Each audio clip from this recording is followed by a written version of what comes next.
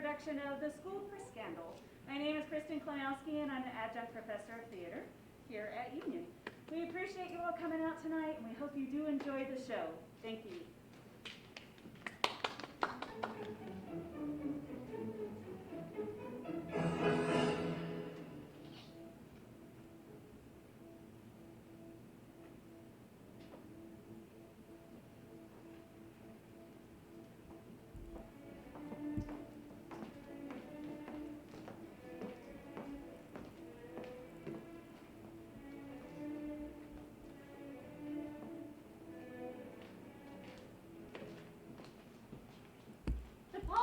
Miss Verjuice were all inserted.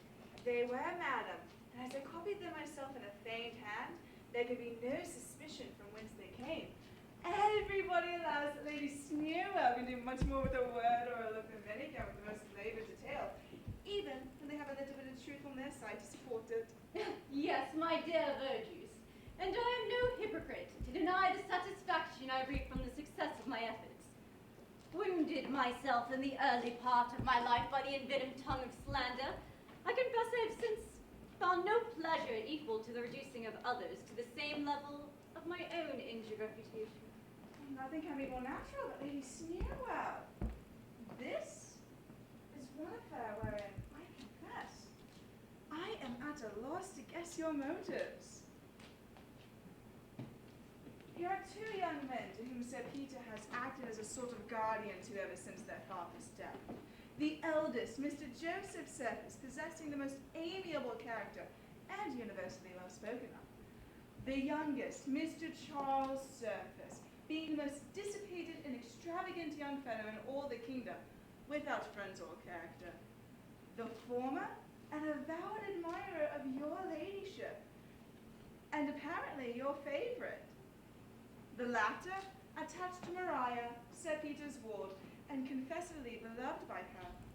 Now it is utterly unaccountable to me why you, the widow of a city knight with a good jointure, should not allow yourself to close with the passions of a man of such character and expectations as Mr. Joseph Surface, and even more so why you should be so uncommonly earnest to destroy the mutual attachment subsisting between his brother Charles and Maria.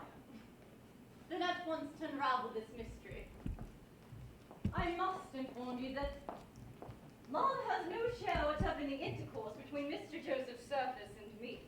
No. His real attachment is to Maria, or her fortune, but finding in his brother a favored rival, he has been obliged to mask his pretension and profit by my assistance. Yet still I am more puzzled why you should interest yourself in his success. Heavens, how dull you are! Cannot you surmise the reason which I hitherto am prone to?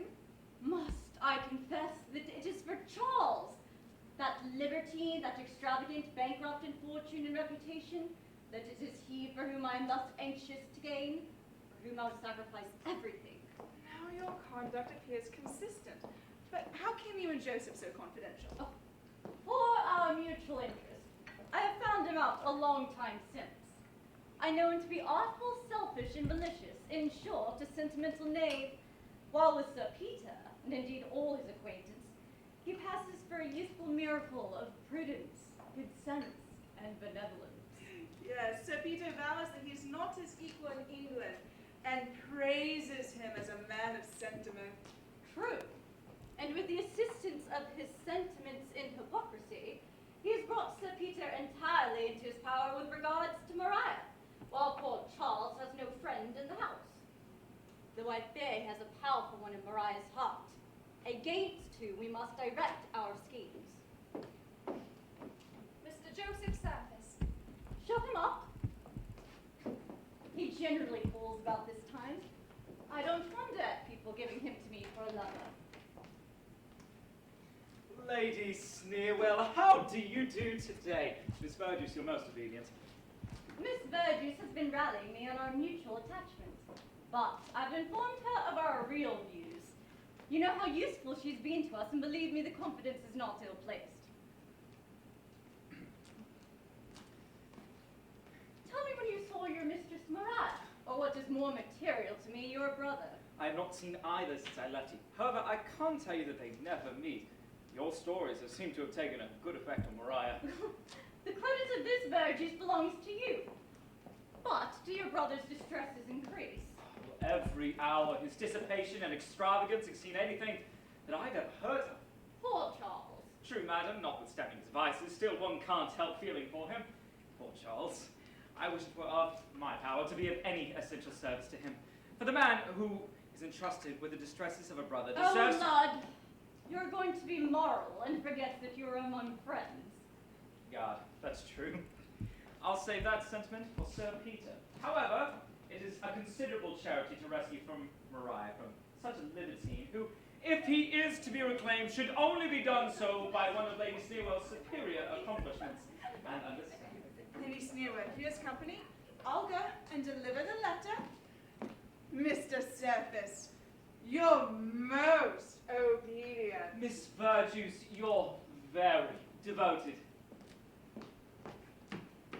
My dear Lady Sneerwell, I am very sorry you have put any further confidence in that lady. Why so? I have frequently detected her in confidence with old Roland, which I'm sure you are aware was my father's servant, and as you well know, is no friend of mine. And you think she would betray us? Oh, I'm sure of it. Believe me, Lady Sneerwell, take my word for it. That lady hasn't enough virtue to remain faithful even to her own villainy. Mariah. Mariah, my love, how do you do? What's the matter? There's that disagreeable lover of mine, Sir Benjamin Backbite, has just called at my guardians with his odious aunt Crabtree, so I slipped out and ran hither to avoid them. Is that all? Perhaps if my brother Charles had been at the party, you might not have been so much alarmed. Nay, now you are severe, for I dare swear the truth of the matter is that Mariah heard you were here. But, my dear, what has Sir Benjamin done that you should avoid him so? Oh, he has done nothing, but 'tis for what he has said. His conversation is a perpetual libel on all his acquaintance. Aye, and the worst part is, there's no advantage in not knowing him. Why, he'll abuse a stranger just as soon as his best friend, and his aunt's just as bad. Nay, but we should make allowance. Sir Benjamin is a wit and a poet. For my part, I own, madam, wit loses its respect with me when I see it in company with malice. What do you think, Mr. Surface? Oh, certainly. To smile at the jest which plants a thorn in another's breast is to become principal in the mischief itself. Sure, there can be no possibility of being witty without a little ill nature. The malice of a good thing is the barb which makes it stick. What do you think, Mr. Surface? Oh, truly, madam, the conversation where the spirit of raillery is ever suppressed shall ever appear tedious and insipid. Well, I'll not debate how far scandal may be allowable, but in a man I am sure it is always contemptible. Madam, Mrs. Candler's below, and if your ladyship's at leisure will leave the carriage. Beg her to walk in. Now, Mariah, here's a character to your taste. Although Mrs. Canada is a little talkative, everybody allows her to be the best-natured sort of woman. Yes, with a very gross affectation of good nature and benevolence, she does more mischief than the direct malice of old Crabtree. Faith, that's very true. For whenever I hear the current goes against the character of my friends, why, I never think them in such danger, as is when Mrs. Canada undertakes their defense. Oh, my dear Lady Sneerwell, how have you been this century? Mr. Surface, what news do you hear? Though, of course, it is no matter, for I think one hears nothing but scandal. Oh, just so indeed so, madam. Mariah, child, what? Is the whole affair off between you and Charles? His extravagance, I presume. The town talks of nothing else. I'm very sorry, ma'am. The town has so little to do. True, true, child. I own I was hurt to hear it, as I was to hear from the same quarter that your guardian, Sir Peter, and Lady Teazle have not agreed lately, as well as could be wished. 'Tis strangely impertinent for people to busy themselves so. Very true, child, but people will talk, there's no preventing it. Why, it was but yesterday I heard that Mrs. Gadabout had eloped with some filigree flirt. Oh, but Lord, there's no minding what one hears. Though to be sure, I had it on very good authority. Such reports are highly scandalous. So they are, child, shameful, shameful. Truly, the license of invention that some people choose to undertake is truly monstrous indeed. 'Tis so, but in my opinion, those who report such things are equally culpable. So they are. Talebearers are as bad as tale makers. It's a very old observation, but a very true one. But what's to be done? Mrs. Canda, if everyone had your forbearance and your good nature. By the by, I hope 'tis not true. Your brother is absolutely ruined. Oh, I'm afraid his circumstances are bad indeed, madam. I heard so, but you must tell him to keep up his spirits, for everyone almost is in the same way. So if Charles finds himself undone, he'll find half his acquaintances the same, and that, you know, is some consolation. Indeed, ma'am, a very great one. Mrs. Crabtree and Sir Benjamin Backbite. So, Maria, you see your lover pursues you. Positively, you shan't escape. Lady Sneerwell, Mrs. Canda, I don't believe you are acquainted with my nephew, Sir Benjamin Backbite. He's a pretty wit and is a pretty poet too, isn't he, Lady Sneerwell? Nay, 'tis true. Has your ladyship heard the epigram he wrote last week on Lady Frizzle's feather catching fire? Do, Benjamin, repeat it. How pretty. In faith, man, would surprise you to hear how ready he is at all these sorts of things. I wonder, Sir Benjamin, you never publish anything. Why, to speak truth, ma'am, 'tis very vulgar to print, and as my little productions are mostly satires and lampoons on particular people, I find they circulate much better by giving copies in confidence to the friends of the parties. However, I have some love elegies which, when favoured by this lady's smiles, I mean to give to the public. For heaven, ma'am, they'll immortalize Yes, you. madam, I think you shall like them when you shall see them on a beautiful quarto page. But ladies, have you heard the news? What, do you mean the reporter? No, ma'am, that's not it. Miss Nicely is going to be married to her own footman. Impossible. Ask Sir Benjamin. Tis very true, madam. Everything is fixed, and the wedding livery is bespoke. Yes, and they say there were pressing reasons for it. Why, I've heard something of this before. It can't be, and I wonder why anyone would believe such a story of so prudent a lady as Miss Nicely. Oh, lads, ma'am. That's the very reason 'twas believed at once. She's always been so cautious and so reserved that everyone was sure there was some reason for it at bottom. Oh, Lud! Oh, Mr. Surface, pray, is it true that your uncle Sir Oliver is coming home? Not that I know of, indeed, madam. He has been in the East Indies a long time. You can scarcely remember him, I believe. Sad comfort when he returns to hear how your brother has gone on. Charles has been prudent, madam, but I hope no busy people have already prejudiced Sir Oliver against him. He should reform. Oh, to be sure, he may. For my part, I never believed him to be so utterly void of principle as people say. And though he has lost all his friends, I'm told nobody's better spoken of. That's true, egad, no view. Yet no man lives in greater splendor. This may be entertainment to you, but you pay very little regard to the feelings of a brother. Their malice is intolerable. Lady Sneerwell, I must wish you good morning are not very well. Oh, dear. She changes colour very much. Do, Mrs. Candid, follow her. She may want assistance. Oh, that I will with all my soul, ma'am. Oh, poor dear girl. Who knows what her situation may be? 'Twas nothing but that she could not bear to hear Charles reflected upon, notwithstanding their difference. Why, the young lady's penchant is obvious. But Benjamin, you mustn't give up the pursuit for that. Follow her and put her into good humour. Oh, repeat to her some of your own verses. Come, I'll assist you. Mr. Surface, I did not mean to hurt you. But depend on it, your brother is utterly undone.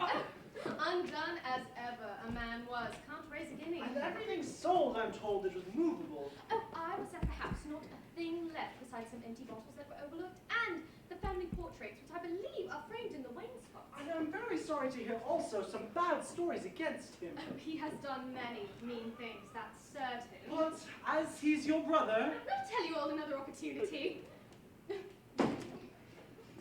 'Tis very hard for them to leave a subject they've not quite run down. Yet I believe the abuse was no more acceptable to your ladyship as is Maria. Her affections are farther engaged than we imagined. But the family will be here this evening, so you might as well dine where you are, and we shall have a chance of observing farther. In the meantime, I shall go and plot mischief, and you shall study sentiments.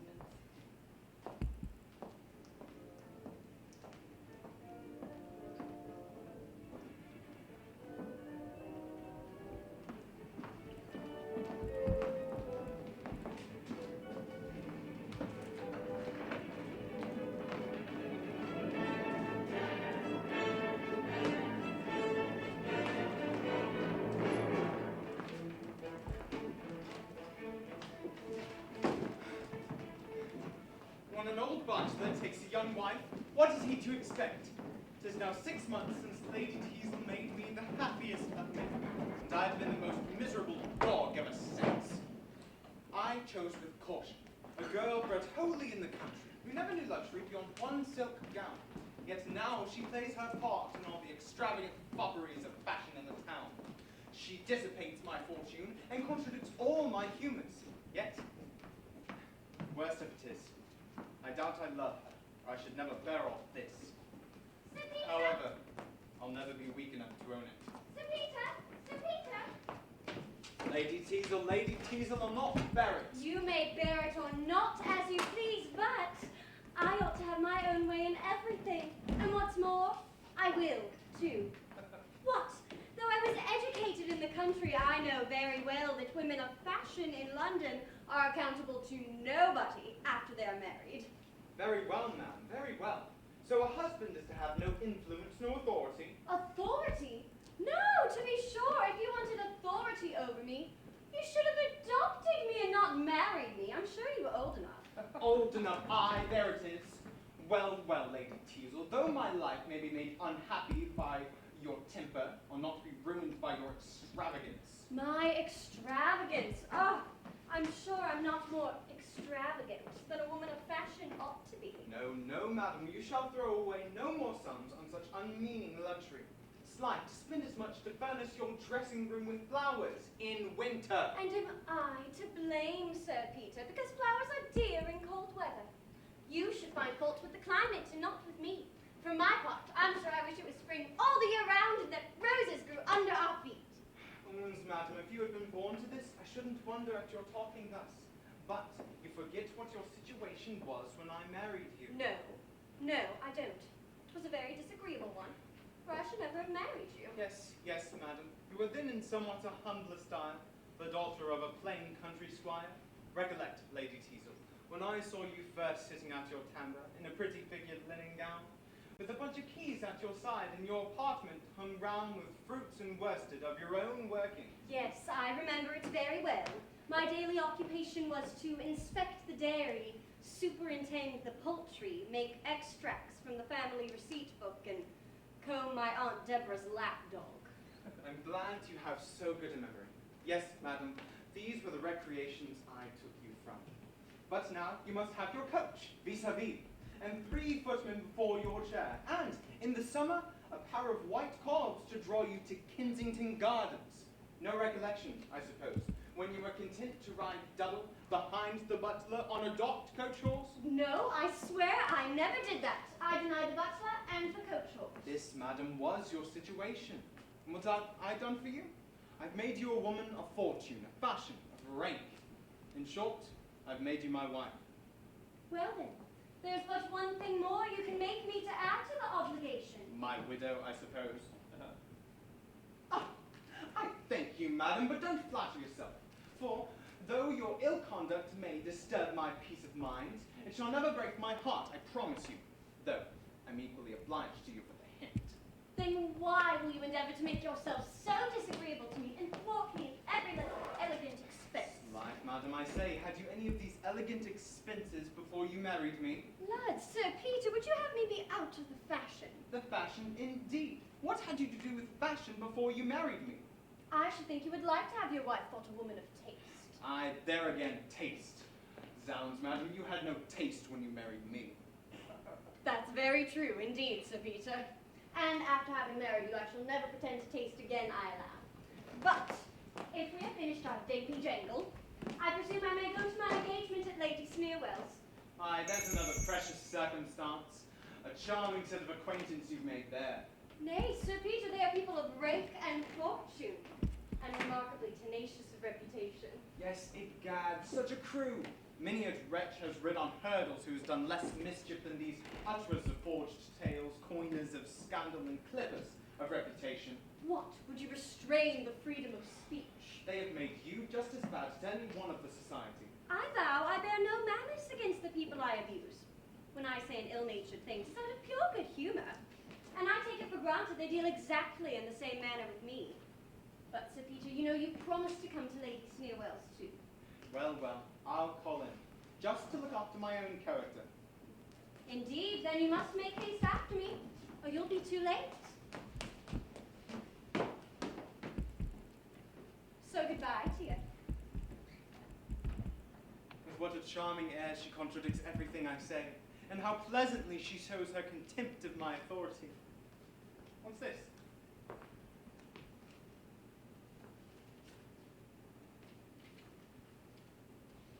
Well, though I can't make her love me, there is certainly a great satisfaction in quarreling with her, and I think she never seems to such advantage as when she's doing everything in her power to plague me. Ah, Sir Peter, your servant. How is it with you then? Very bad, Master Rowley, very bad. I meet with nothing but crosses and vexations.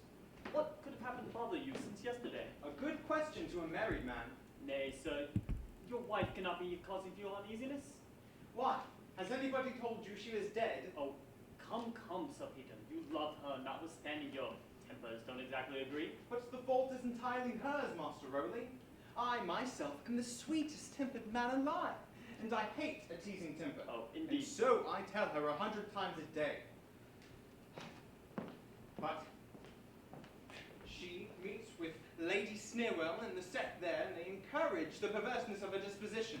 And to complete my vexation, Maria, my ward, whom I ought to have the power of a father over, is determined to turn rebel too, and absolutely refuses Joseph, whom I have long determined on her for a husband, and intends to bestow herself upon Charles, his profligate brother, on their father's death, you know. I acted as a kind of guardian to them both, until their uncle Sir Oliver's Eastern bounty gave them an early independence. Yes. Joseph is indeed a model for the young men of the age. He is a man of sentiment and acts up to the sentiments he professes. But as for Charles, take my word for it. If he had any virtue by descent, he has dissipated it with the rest of his inheritance. I'm sorry to find you thus. I came hither with news which would surprise you. What? Let me hear. Sir Oliver has arrived, and at this moment in town. How you astonish me! I thought you did not expect him this month. I did not, but his passage has been remarkably quick. Gad, I shall rejoice to see my old friend. But does he still enjoin us not to inform him of his inform his nephews of his arrival? Oh, most strictly. He means by some means to test their dispositions. Ah, there needs no art to discover their merits. However, he shall have his way. But, pray, does he know I am married? Oh, yes, sir. We'll soon wish you joy. Ah, Sir Oliver will only laugh at me. We used to rail at matrimony together. Master Rowley, never drop a word that Lady Teazle and I ever disagree. Oh, never, sir. For I should never be able to stand his jokes.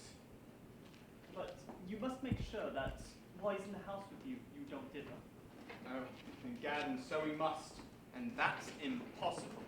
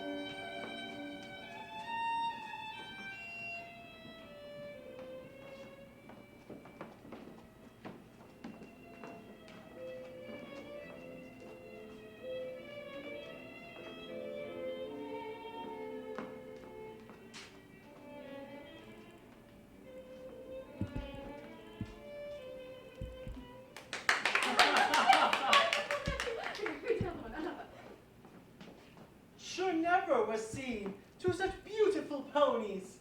Other horses are clowns, but these macaronis, nay, to give them this title, I'm sure can't be wrong. Their legs are so slim, and their tails are so long.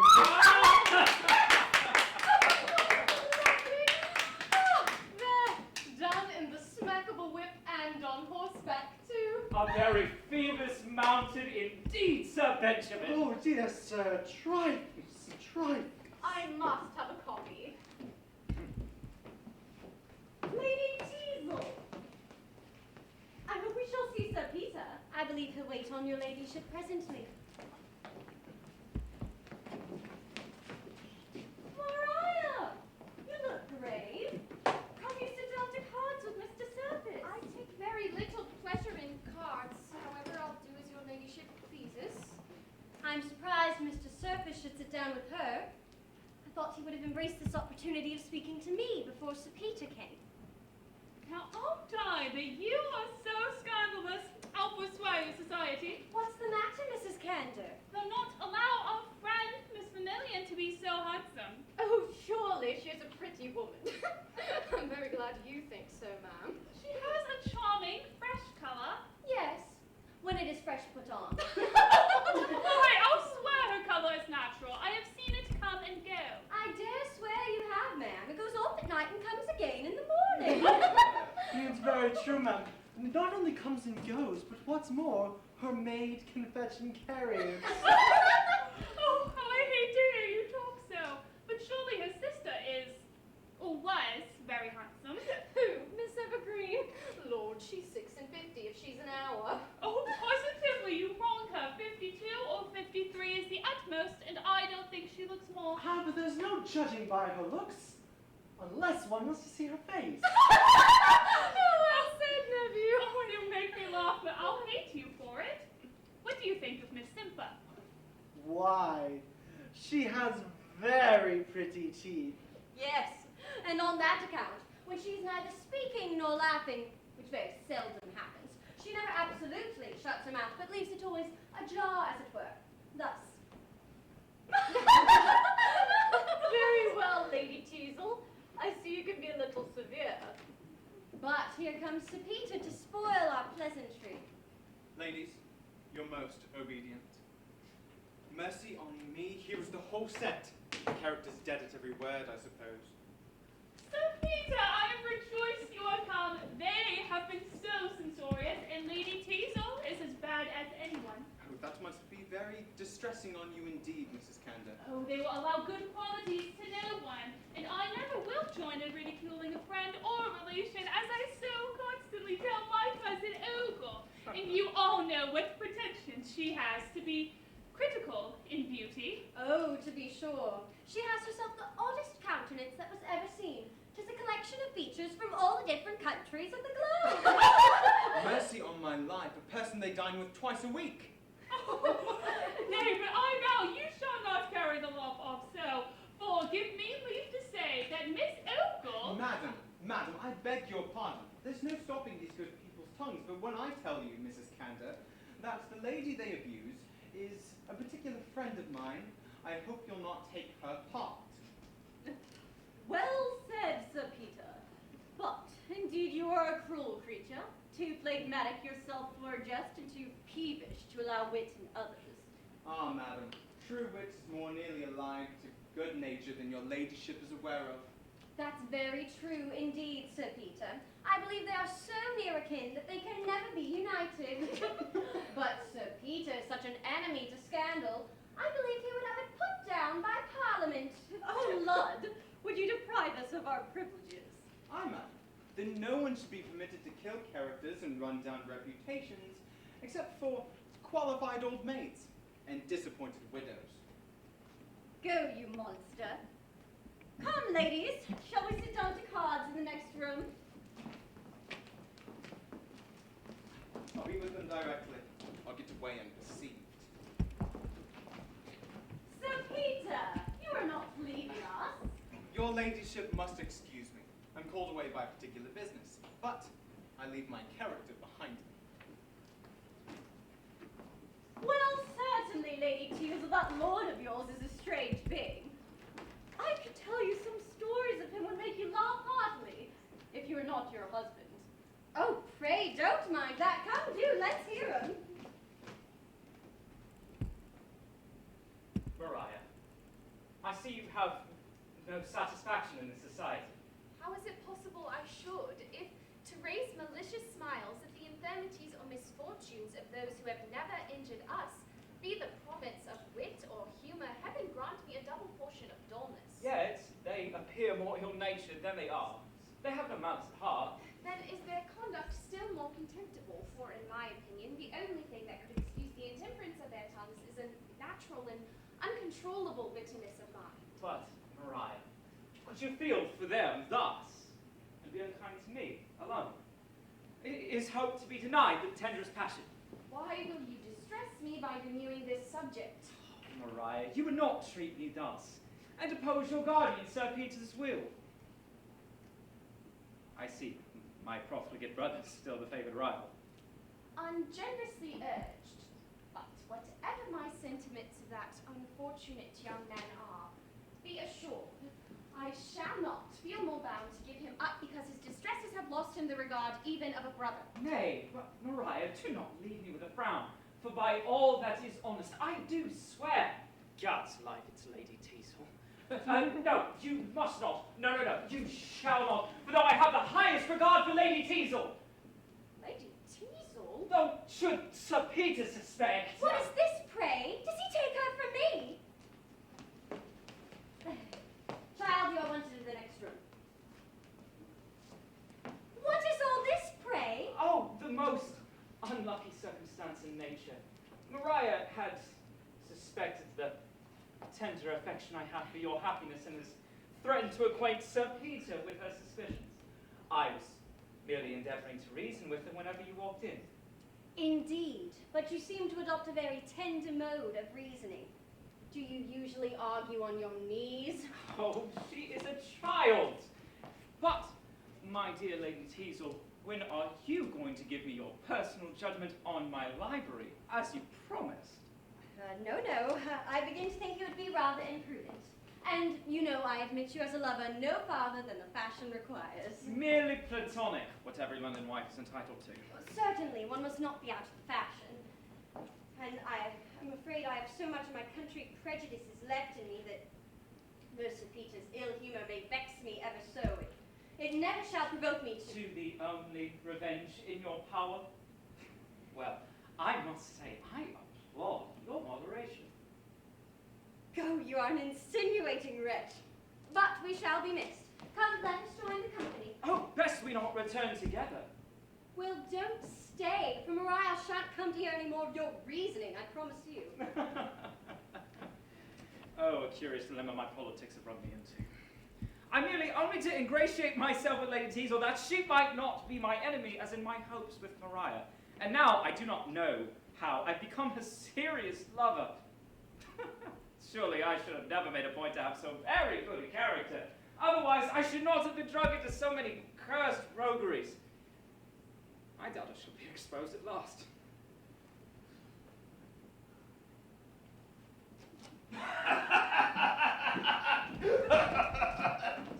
And so, my old friend is married now. Young wife out of the country. Yes, but you must not rally him on the subject, Sir Oliver. 'Tis a tender point, I assure you, though he's only been married these 6 months. Poor Peter. But you say he has entirely given up Charles. Never ceased, May. So Peter's prejudices against Charles are astonishing, and I'm sure greatly increased the jealousy of Lady Teazle, which he has been industriously led into by a scandalous society in this neighborhood, which has led not a little to Charles's good name. Whereas the truth of the matter is, the lady is partial to either of them. His brother is the favorite. I know there are a set of malicious, prating, prudent gossips, both male and female, who murder characters to kill time and would rob a young fellow of his good name before he has the years to know the value of it. But I will not be prejudiced against my nephew by such, I promise you. Sir, it brings me new life to know you are not turned against him, as the son of my good old master has one friend left. Sir Oliver, my old friend.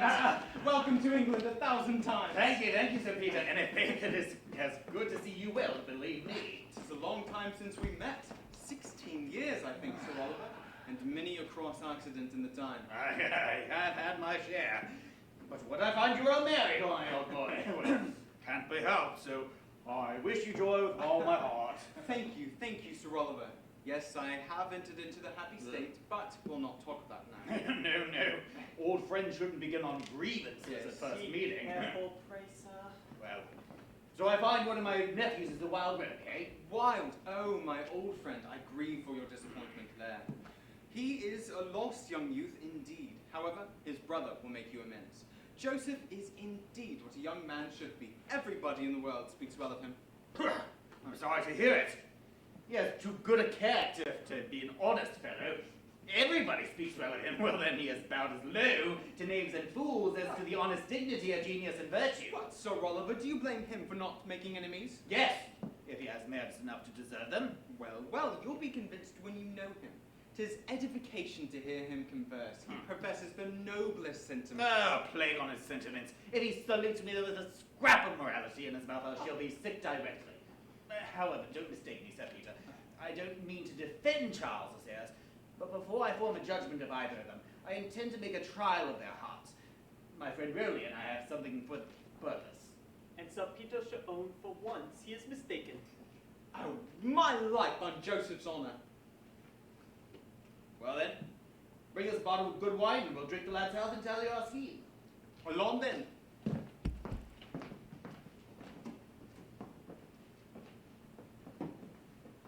So, Master Roland, tell us the gist of your scheme. Yes, sir. Mr. Stanley is nearly related to Joseph and Charles by the mother, who was once a merchant in Dublin, but has fallen upon a series of ill misfortunes, which has landed him imprisoned by his creditors, where he is now with two helpless boys. I remember him, but what is this to lead to? You shall hear. For he has applied by letter to both Joseph and Charles. From the former, he has received nothing but evasive promises of future service, while the latter has done everything left in his power for him. And I know he's currently endeavoring to raise some funds, some of which I know he intends, even in his own distresses, for poor Stanley. He is my brother's son. To the boys. As fair or as foul as they may prove.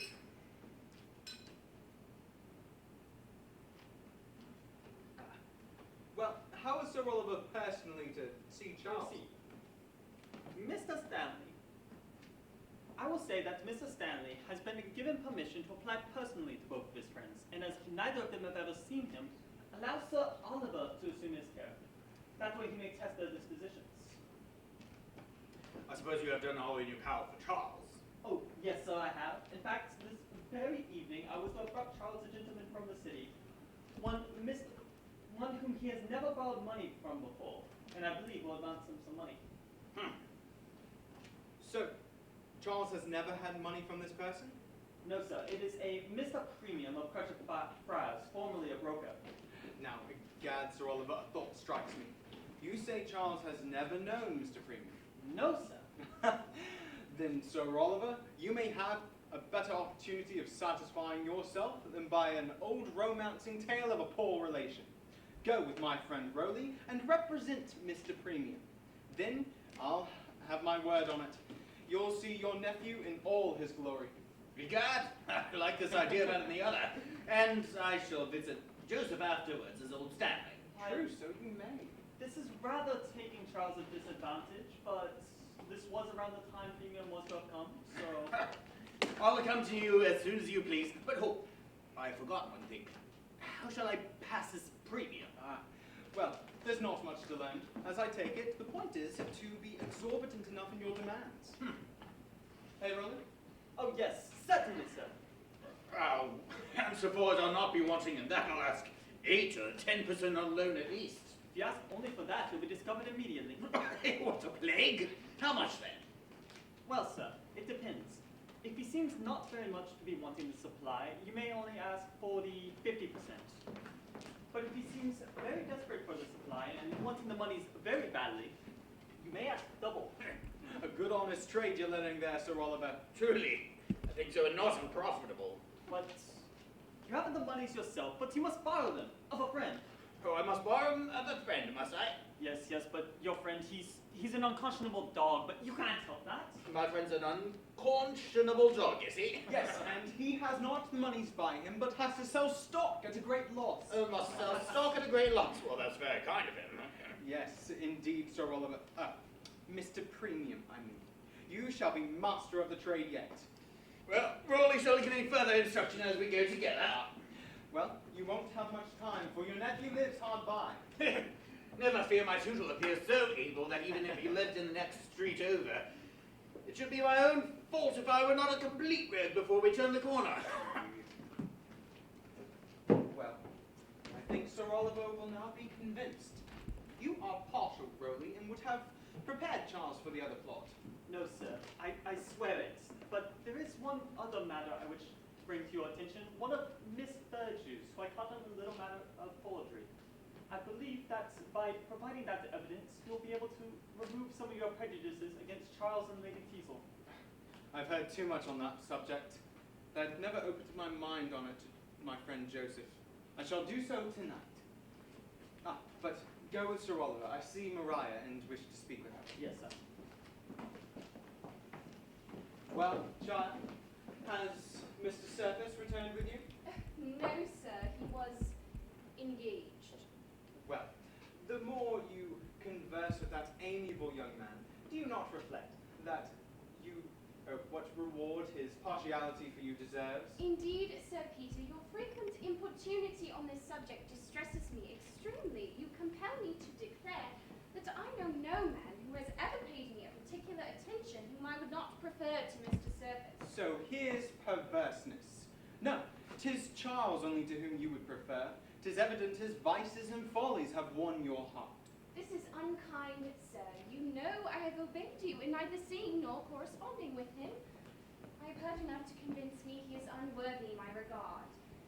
Yet I cannot think it culpable that while my understanding severely condemns his vices, my heart suggests some pity for his distresses. Well, pity him as much as you please, but give your heart and hand to a worthier object. Never to his brother. Go perverse and obstinate. But take care, madam, you have never yet known what the authority of a guardian is. Don't compel me to inform you of it. I can only say you shall not have just reason.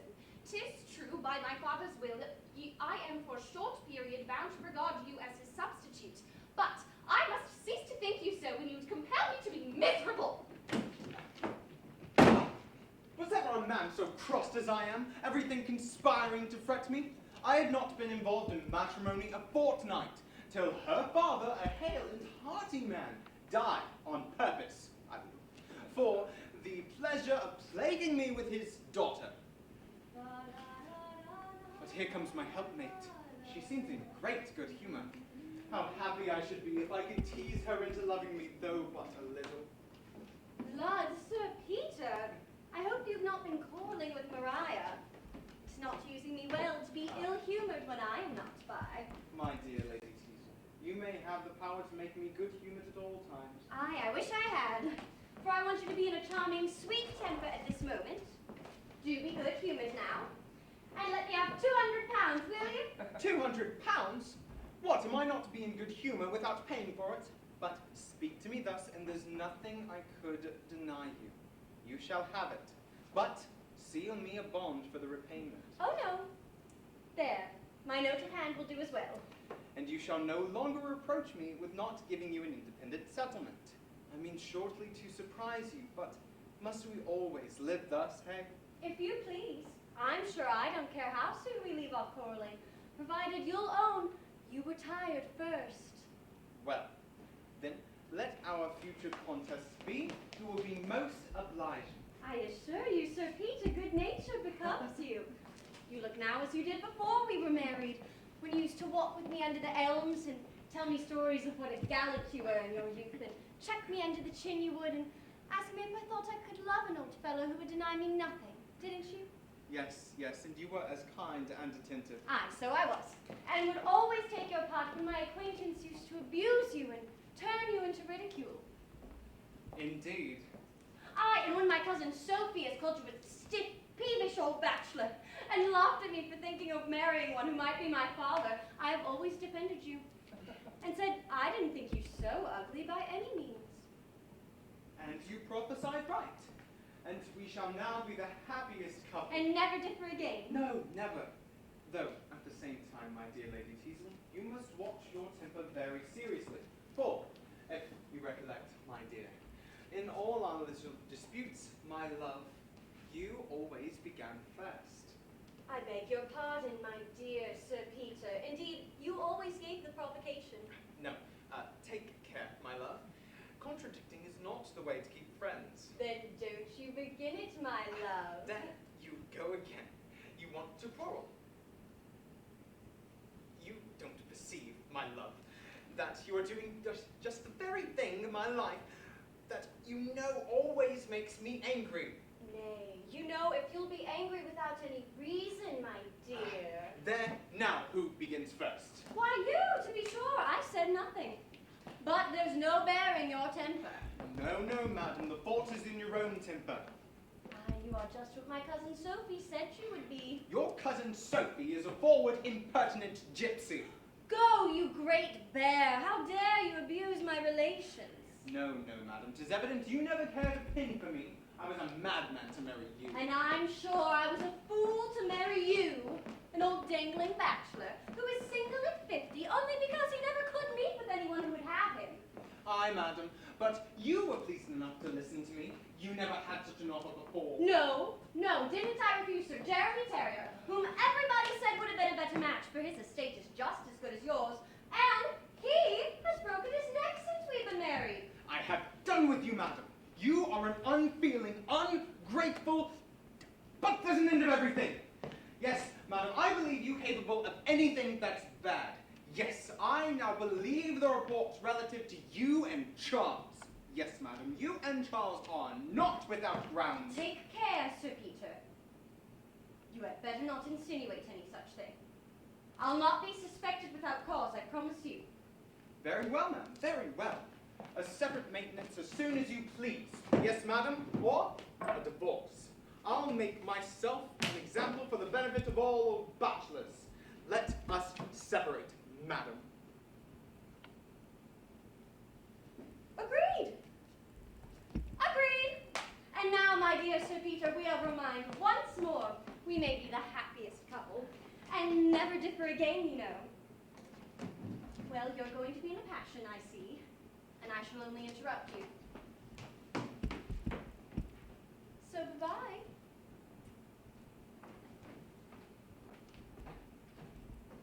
Plates and torches, can't I make her angry neither? She keeps her temper. No, she shall not presume to keep that temper. She may break my heart, but she shan't keep that temper.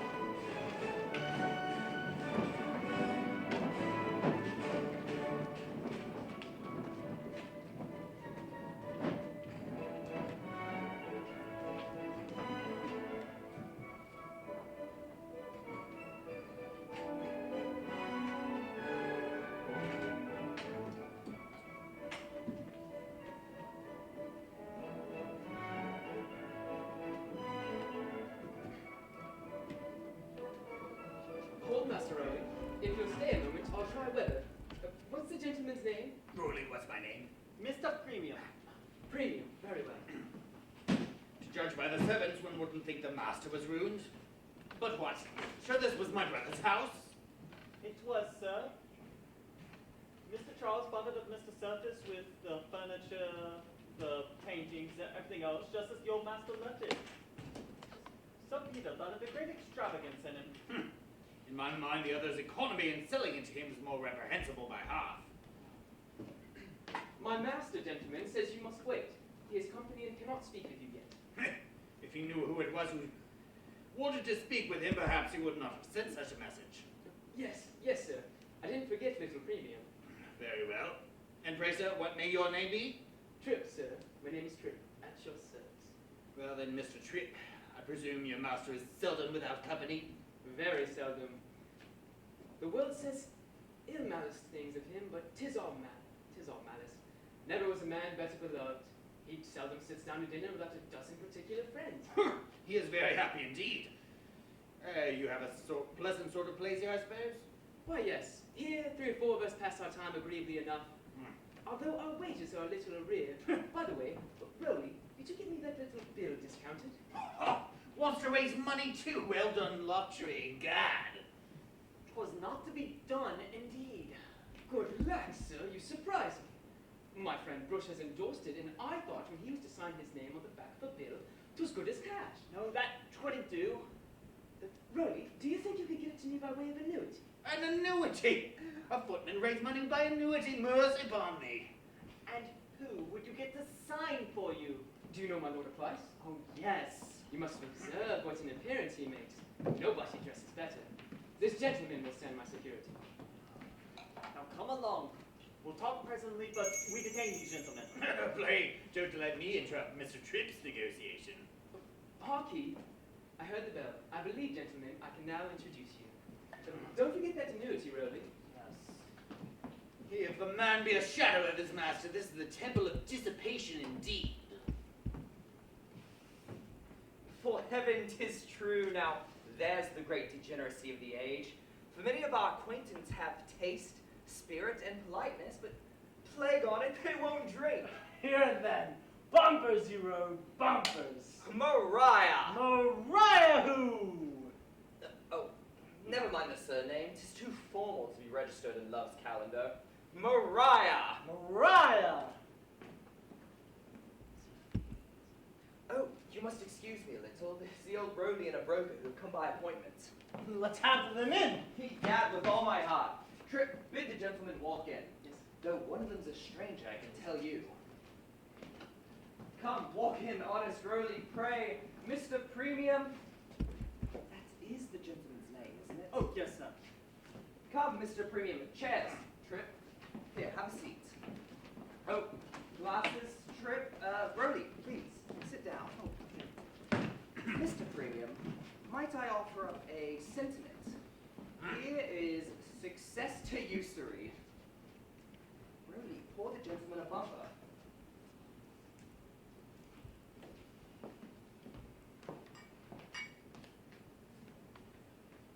Success to usury. Right, Premium. Usury is prudence in industry and deserves to succeed. Well then, here's to all the success it deserves. No, Mr. Premium. You've demurred at the toast and must drink it in a pint bumper. Oh, please, sir, consider Mr. Premium. He's a gentleman. And therefore loves good wine. Give Premium a pint glass. Hang it, you shan't. Mr. Premium is a stranger. Plague on them then. If they won't drink, I won't sit down with them. Come, Trip, the dice are in the next room. Charles, you'll join us when you finish your business with the gentleman? I will. Oh, careless. What? Perhaps I may want you later. Oh, you know I'm always ready. Word no to bond, 'tis all the same to me.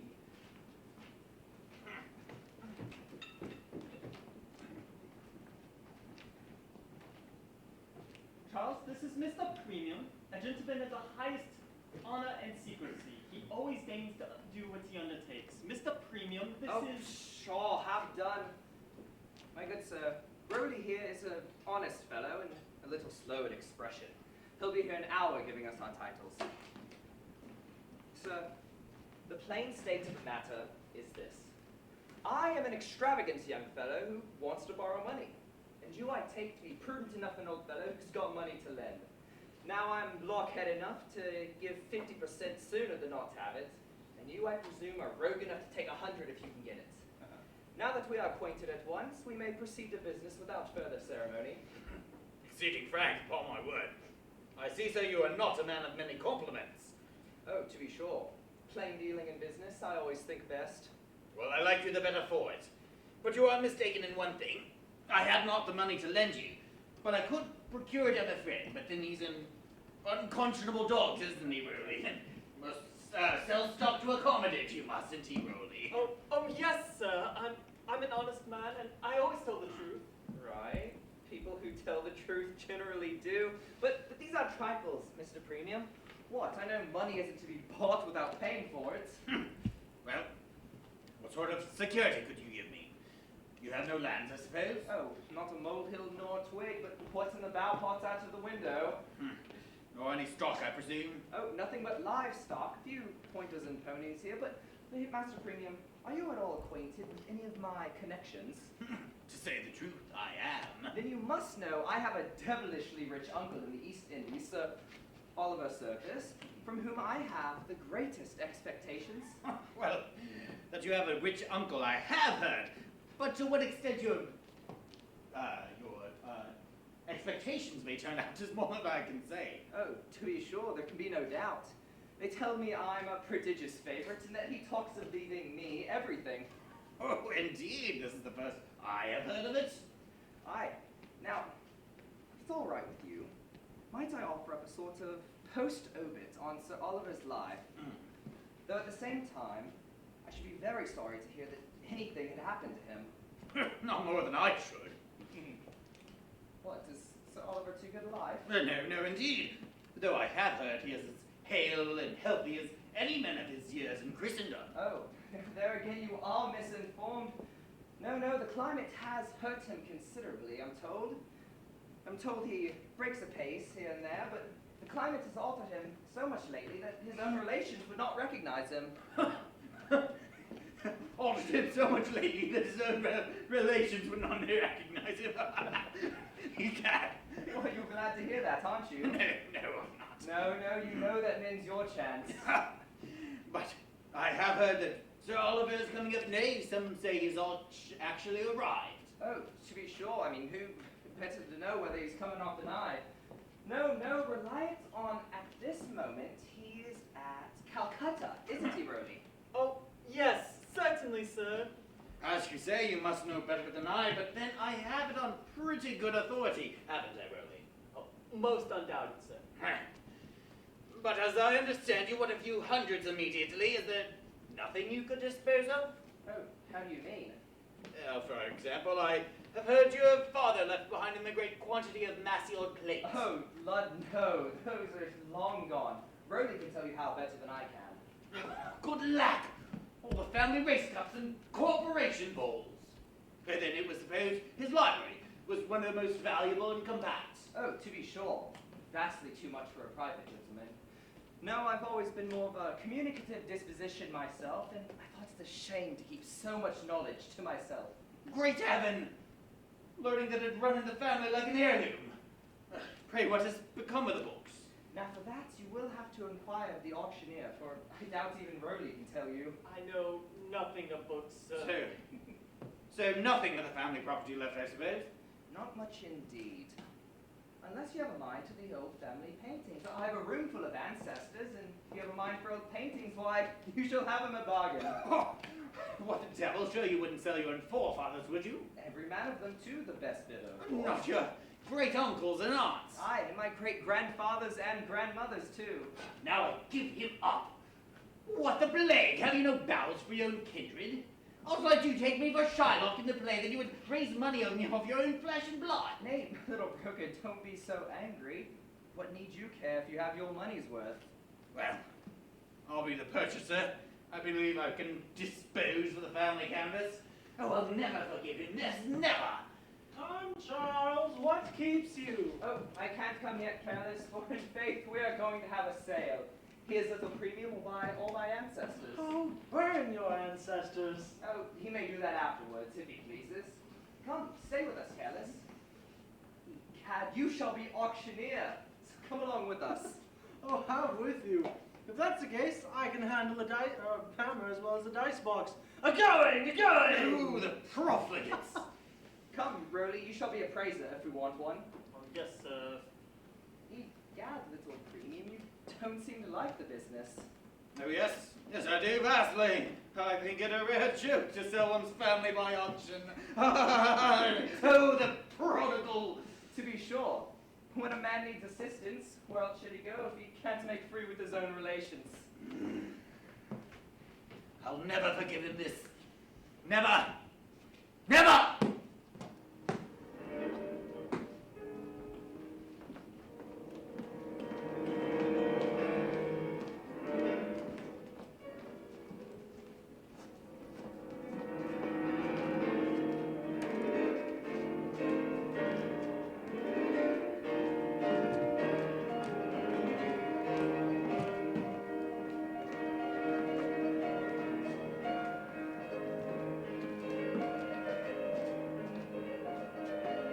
Here they are.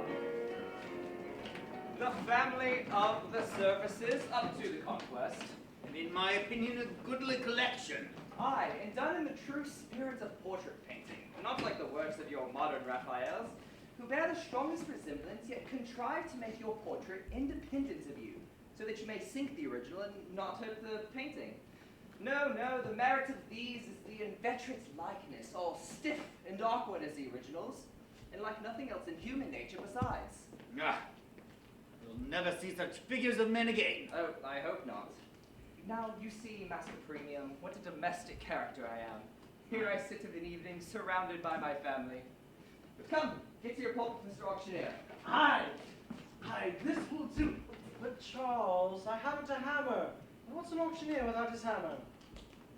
Yeah, it's true. Oh, what parchment have we here? The family genealogy in full. Here, let's take this. You shall have no common bit of mahogany, but here's the family tree for you, rogue. It shall be your hammer, and you shall knock down my family with their own pedigree. What an unnatural rogue! Yes, this is the list of your generation in full. Hey, Charles, this is the most convenient thing you could have found for the purpose. For it will not only serve as a hammer, but a catalogue into the bargain. Come, begin! A-going! Oh, bravo, Careless. Now, here we have my great-uncle, Sir Richard Ravelin, a marvelous general in his day, to be sure. He fought in all of the Duke of Marlborough's wars and got that cut over his eye at the Battle of Malplaquet. Look at him, Master Premium. There's a hero. What do you bid for him? Bid him speak. Mr. Premium, bid you speak, sir. Why, sir, you shall have the general at £10. I'm sure that's not dear for a staff officer. Great heaven! This famous Uncle Richard for £10! Very well, I'll take him at that. Careless, knock down my Uncle Richard. Go! Now here we have a maiden sister of his, my great-aunt Deborah, done by Nella in his best manner, and esteemed a very formidable likeness. Ah, poor Deborah, a woman who set such a value on herself. £5.10, she's mine. Careless, knock down my Aunt Deborah. Gone! Now here we have a grandfather of my mother's, a learned judge, well known on the Western Circuit. What do you rate him for, Rowley? 4 guineas. 4 guineas? You don't bid me the price of his wig. Now, Master Premium, you have more respect for the Warsack. Let's say we knock down his lordship at £15. By all means. Gone! Now here we have 2 brothers, Sir Walter and William Blunt, Esquires, both members of Parliament and noted speakers. And what's very extraordinary, I believe, is this is the first time they were ever bought or sold. That is very extraordinary. I will take them at your own price for the honor of Parliament. Well said, little premium. I'll knock him down at 40. Now, here we have jolly old fellow. I don't know what relation, but he was mayor of Norwich. We can take him at £8. No. £6 will do for the mayor. Come, make it guineas, and I will throw in the 2 aldermen up here into the bargain. They're mine. Careless, knock down the mayor and the aldermen. Gone! Come, we shall be all day retailing in this manner. What say you we deal wholesale? How about you give me £300 for the rest of the family in the bargain? Hi, this will be the best way. Well, anything to satisfy you. But there's one portrait you have passed over. What? That ill-looking little fellow there over the settee? Yes, I mean him, though I do not think him as such an ill-looking fellow by any means. Oh, that's my uncle, Sir Oliver. It was done before he went to India. Your Uncle Oliver? God, then you'll never be friends, Charles. That, to me, is as stern-looking rogue as ever I saw. An unforgiving eye and a disinheriting countenance. An inveterate knave, depend on it. Don't you think so, little premium? Indeed I do not. I think it is as honest a face as any in the room, dead or alive. But I suppose Sir Oliver goes with the rest of the lumber. No, hang it, I shall not part with old Noel. The old man has been so great to me, and egad, I'll keep his painting while I've a room to put it in. The rogue's my nephew after all. But I have somehow taken a fancy to that picture. I'm sorry for it, but you'll certainly not have it. Spoons, haven't you got enough of them? I forgive him everything. But when I take a whim into my mind, I don't value money. I'll give as much for him as for all the rest. Don't tease me, Master Broker. I tell you I'll not part with it, and there is the end of that. How like his father the dog is. Well, I have done. I did not perceive it before, but I think I never saw such a striking resemblance. Here's a draft for you, sir. Why, 'tis for 800 pounds! You will not let Sir Oliver go? Zounds, no, I tell you once more. Well, then never mind the difference. We'll balance that another time. But give me your hand on the bargain, Charles. You are an honest fellow. I beg pardon, sir, for being so free. Come, Burley. Cat, this is a whimsical old fellow. Oh, but hockey premium. You will provide lodgings for these gentlemen. Yes, I'll send for them in a day or two. Oh, but hold. Do send a genteel conveyance for them, for I'm sure most of them are used to riding carriages in their own day. I will. For all but Oliver. Aye, all but the little nabob. You're fixed on that. Peremptorily. A dear extravagant rogue. Good day. Come, Burley. Let me hear now who dares call him profligate. Burley, Careless, I'll join you in just a moment. Charles, don't let that old blockhead persuade you to squander any of that money on musty old debts or any such nonsense. For tradesmen, Charles, are the most exorbitant fellows. Aye, and paying them is only encouraging them. Burley, come. Take this and get this changed immediately and take 100 pounds of it to old Stanley. But, sir, only consider. Stanley's needs are pressing, and if you don't make haste, someone else will call who's more deserving of the money. But, sir, I will never stop droning in you. That old proverb. Be just before you're generous. So I would if I could. But, sir, only an hour's consideration. It's true, Rowley, but while I have, by heaven, I'll give, so hang your economy. Yes, sir. And now for hazard.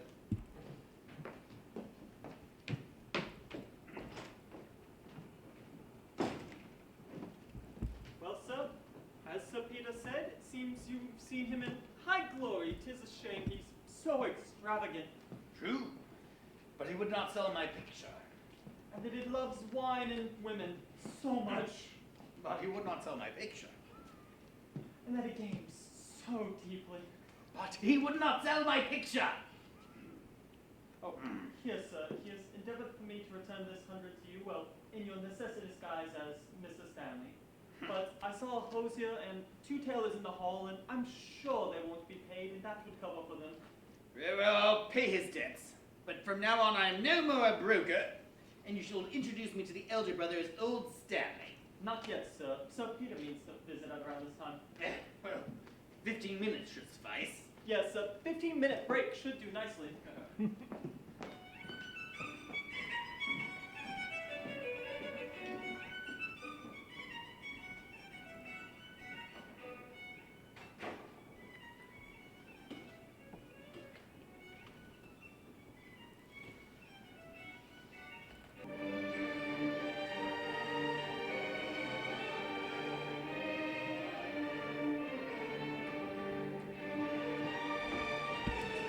No your letter from Lady Teazle? No, sir. I'm surprised she hasn't sent. If she's prevented from coming. The Sir Peter certainly does not suspect me. Though through my hopes I wish I may not lose the heiress. Though through the scrape I've drawn myself in with the wife. However, Charles's imprudence and bad character are great points in my favour. Sir, I believe that must be Lady Teazle. Hold! See whether it is or not before you go to the door. I should have a particular message for you should it be my brother. 'Tis her ladyship, sir. She always leaves her track of illness in the next. Stay. Stay. Shall that scream before the window?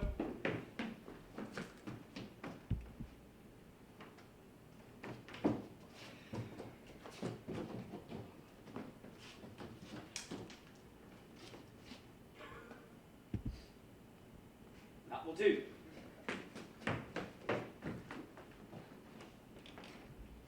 My neighbour is a maiden lady of a so curious temper. I have a difficult hand to play in this affair. Lady Teazle has lately suspected my views on Maria, but she must by no means be let into that secret, at least until I have them more in my power. What? Sentiment and soliloquy now? Have you been very impatient? Oh, lad, don't pretend to look grave. I vow I couldn't come before. Madam, punctuality is a species of constancy, very unfashionable in a lady of quality. On my word, you ought to pity me. Do you know Sir Peter's grown so ill-natured to me of late, and so jealous of Charles, too? That's the best of the story, isn't it? I'm glad my scandalous friends can keep it up. Why, I'm sure I wish he would let Maria marry him, and then perhaps he would be convinced, don't you, Mr. Surface? Indeed, I do not. Oh, I certainly do. For then my dear Lady Teazle should be convinced of how wrong her suspicions were of me having any design on the silly girl. Well, I'm inclined to believe you. But isn't it provoking to have the most ill-natured things said of one? And there's my friend, Lady Sneerwell, has circulated I don't know how many scandalous tales of me, and all without any foundation, too. That's what vexes me. Aye, to be sure, that is the provoking circumstance indeed. Without foundation. Yes, there's mortification indeed. For there certainly, whenever a scandalous story is believed against one, there certainly is no comfort like the consciousness of having deserved it.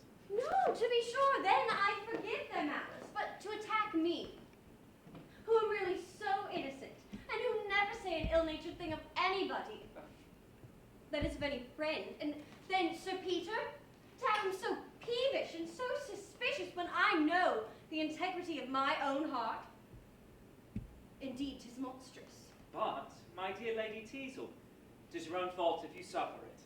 For whenever a husband entertains a groundless suspicion of his wife and withdraws his confidence from her, the original compact is broken.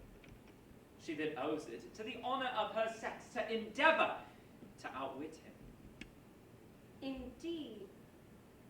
So that if he suspects me without cause, it follows that the best way of curing his jealousy is to give him reason for it?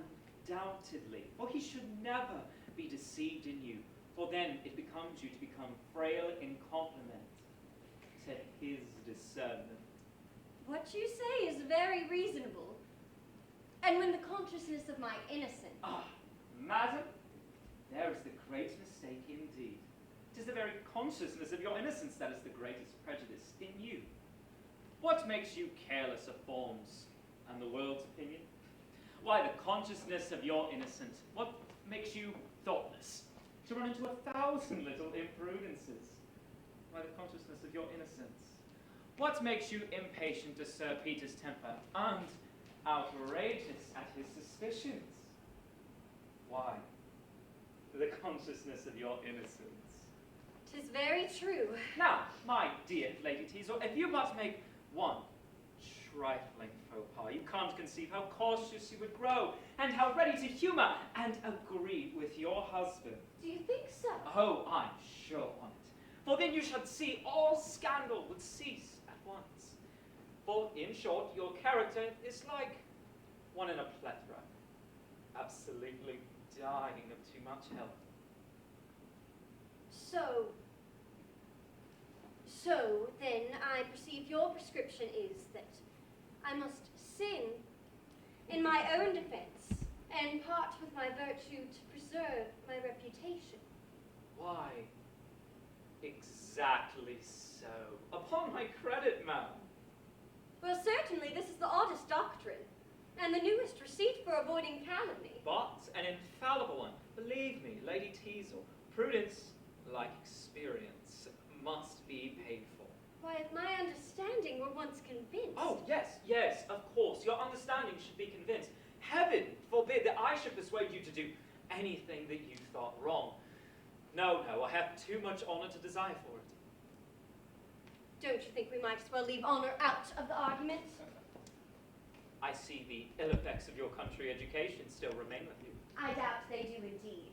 And I will fairly own to you that if I could be persuaded to do wrong, it would sooner be by Sir Peter's ill usage than your honorable logic, after all. Well, then, by this hand, which he is unworthy of. Oh! Step! Rocket! What do you want? I beg your pardon, sir, but I thought you would not choose to have Sir Peter to come up without announcing him. Sir Peter owns the devil! Sir Peter! Oh, Lord, I'm ruined! Sir, trust that I will let him in. Oh, Sir Peter! What will become of me now, Mr. Logic? Oh! Oh, mercy, sir, he's on the stairs. I'll get behind there. Oh, and if ever I'm so ruined again. Give me that book.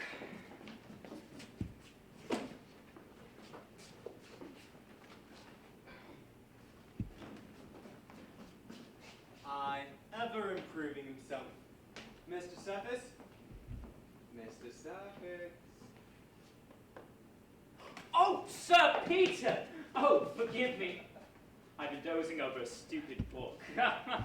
Well, I'm much obliged to you for this visit. You haven't been here, I believe, since I have fitted up this room. Books, you see, are the only thing I'm a coxcomb in. 'Tis very neat indeed. Well, that's proper. And you even make your screen a source of knowledge. Oh, I perceive, with maps. Oh, yes, I find great use in that screen. I dare say you must. Certainly when you want to find anything out in a hurry. Aye, or hide anything in a hurry either. Well, I have a little private business. Oh, well, you needn't stay. Oh, no, sir. Now, here's a chair, Sir Peter. Well, now we're alone, there is a subject, my dear friend, on which I wish to unburden my mind to you. A point of the greatest moment of my peace. In short, my good friend, Lady Teazle's conduct of late has made me very unhappy. Oh, indeed. Oh, I'm terribly sorry to hear it. Yes, 'tis but too plain she has not the least regard for me. And I have pretty good authority that she has formed an attachment to another. Indeed? Well, you astonish me. Yes, and between ourselves, I think I have found the person. How you alarm me exceedingly. I knew you would sympathize with me. Well, of course, Sir Peter. Such a discovery would hurt me just as much as it would hurt you. Yes, and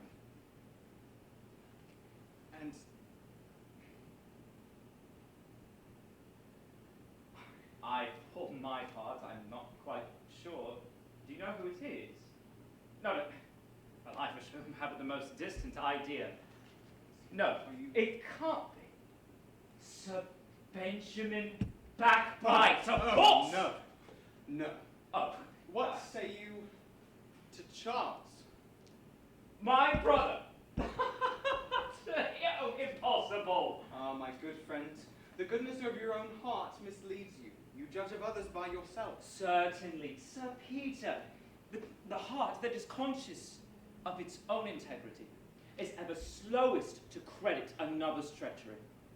True, but you never hear your brother talk so. He has none of these sentiments. Yes, I believe Lady Teazle has far too much principle. But what principle against the flattery of a lively young fellow? Aye, that's true.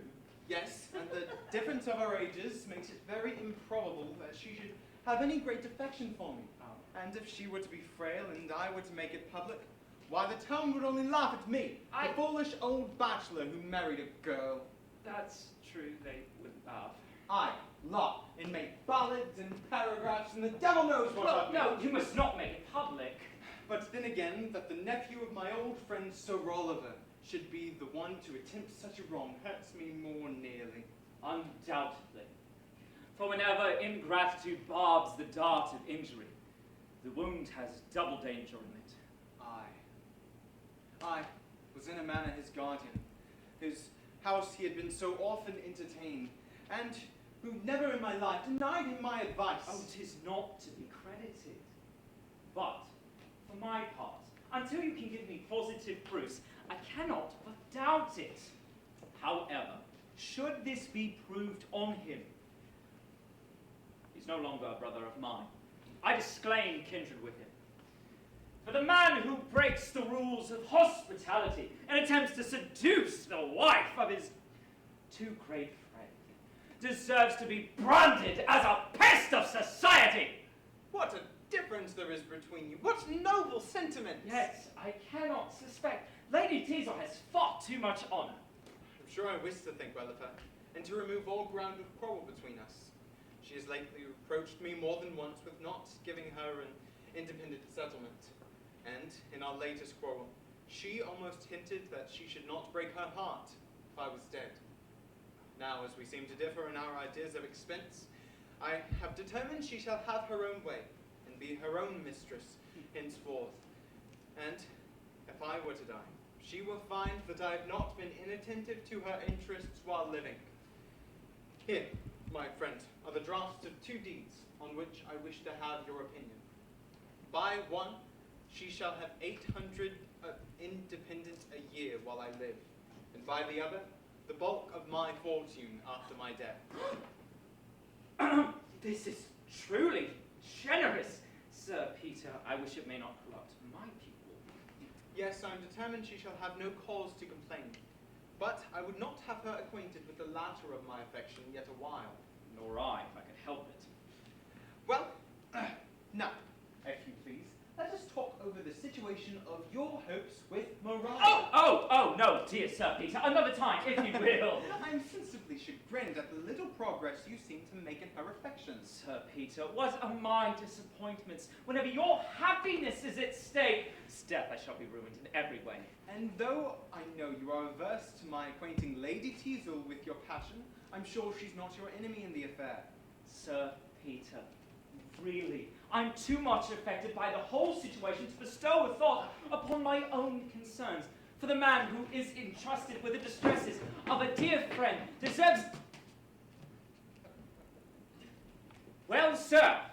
Your brother, sir, is speaking to a gentleman in the street, and he says he knows you're within. Stick, blockhead! I told you, I'm not here. I'm out for the evening. Stay! Halt! Oh! A thought has struck me, you shall be at home. Well, show him up! He'll interrupt Sir Peter, however. Now, my dear friend, oblige me, I entreat you. Before Charles comes, let me conceal myself somewhere. Then you tax him on the point we have been talking. His answers may satisfy me at once. Oh, fie, Sir Peter, would you have me really join in on so mean a trick to trap in my brother, too? Nay, you say you are sure he is innocent. If so, you do him the greatest service in giving him a chance to prove himself. And it may satisfy me at once. Here, this screen will do. Hey! What the devil? There seems to be a listener here already. I swear I saw a skirt. Oh, but this is ridiculous enough. Sir Peter, though you know I hold a man of intrigue to be of the most despicable character, however, it does not follow that one is one complete Joseph either. Harkye, 'tis a little French milliner that has some character to lose upon your coming in. She ran behind the screen, sir. Ah, Joseph, did I ever think that you... But egad, she has heard everything I've said of my wife. Oh, 'twill never go any further. You may depend upon it. No, then a fake. Let her hear it out. Here's a closet will do as well. Well, go in then. Sly Rose. Oh. Curious to learn dilemma my politics have run me into. To depart man and wife in this manner. Couldn't I steal off? Oh, keep close, my Joseph, angel. tax him home. Oh, in, my dear friend. Couldn't you lock Sir Be Peter still, in? my You're life. sure the little miller Back, my dear friend. God, I wish I had a key to close that door. What has been the matter? Your little fellow wouldn't let me up. What? Have you had a wench with you? Oh, neither, brother, I assure you. Oh, but what has made Sir Peter steal off? I thought he had been with you. He was, brother, but hearing upon your coming, he did choose not to stay. What? Was Hildman afraid I wanted to borrow money of him? No, sir, but I'm very sorry. You give that worthy man grounds for great uneasiness. Yes, they say I do that to a great many worthy men, but how so, pray? To be plain with you, brother, he believes you are attempting to gain Lady Teazle's affections of him. Lady Teazle? Who I? Oh, Lord, not I, upon my word. What, has Sir Peter found out he has a young wife, has he? Or what's worse yet, Lady Teazle has found out she has an old husband. This is no subject to jest on, brother. True, then seriously, I hadn't the least idea of what you charged me with, upon my honor. Well, this will give Sir Peter great satisfaction to hear this. To be sure, I did once think she took a fancy to me, but I never gave her the least bit encouragement. Besides, you know my attachment to Maria. But, brother, even if Lady Teazle should betray even the fondest partiality for you... Why, looky, Joseph, I should never hope to deliberately do a dishonorable action. But if a pretty woman were to throw herself my way, and that woman was married to a man old enough to be her father, Well, then I should be obliged to borrow a little bit of your morality, brother. But do you now know you surprised me exceedingly by naming me with Lady Teazle? For in faith I always understood you were her favorite. Oh, now, Charles, that retort is foolish! I swear I've seen you exchange such significant Nay, glances. sir, now this is no No, jest. being serious, there was one Sir. time when I called here. Sir, I insist. Brother, and when brother, your servant one time I must stop him. informed Brother! me that... Shh. Now, I understand that Sir Peter has overheard all we have been saying. Now, I understand we Sir should have... Peter, where is he? Shh. Softly. There.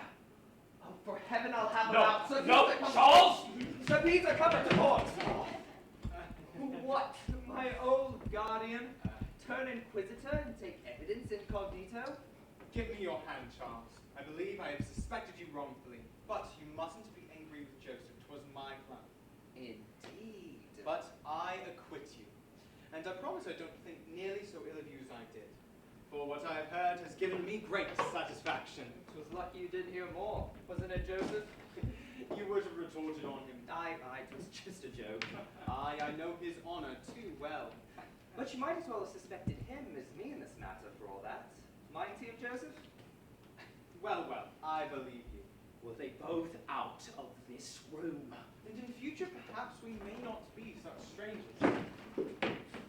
Lady Sneerwell is below and she says she'll come up. Lady Sneer, well, God's life, she must not come up. Gentlemen, I believe I must wait upon you downstairs. Here's a gentleman come on particular business. Oh, well, you can wait for him in another room. So Peter and I haven't met in a long time, and I have something to say to him. They must not be left alone together. I'll send this man away, and I'll return promptly. Oh, but Sir Peter, not a word of the French milliner. I not for the world. Ah, Charles, if you associated more with your brother there, one might hope for your reformation. He is a man of sentiment. Well, there's nothing so noble in this world as a man of sentiment. Oh, to be sure. And he's so apprehensive of his good name, as he calls it, that I suppose you would soon find a priest in his house as a girl. No, come, you wrong him. No, Joseph is no rake, though he is no saint in that respect either. Gad, I have a mind to tell him we should have such a laugh. Oh, hang him, he's a young hermit. But don't speak ill of him, for he may chance to hear of it again, I promise you. Why, you won't tell him? No, but this way. Egad, I'll tell him. Charles, have you a mind to have a little laugh against Joseph? Oh, I should like it of all things. Then if faith we will. he had a girl here when I called. A girl? You jest? Shh! A little French milliner. And the best of the jest is, she's in the room now. The devil she is? Where is she? Hush! Thank you, sir. I believe I'll be Behind the screen of life, let's unveil her. No, you mustn't. Oh, let's have a peep at the little milliner. No, not for the world. He's coming. I'll stand by you. Thank you, he is. Lady Teazle, by all that's wonderful. Lady Teazle, by all that's horrible! Sir Peter, this is one of the smartest French milliners I ever saw. Egad, you all seem to have been diverting yourselves here at hide and seek that I don't see who's after the secret. Shall I beg your ladyship inform me? Not a word? Well, brother, shall you please explain to me this matter? What, is morality dumb too? Sir Peter, though I found you in the dark, it appears you are not so now. What, all mute? Well, though I can make nothing of the affairs here, you all seem to perfectly understand one another, so I shall leave you to it. Brother, I'm sorry you have given this worthy man grounds for so much uneasiness. And Sir Peter, there's nothing so noble in this world as a man of sentiment.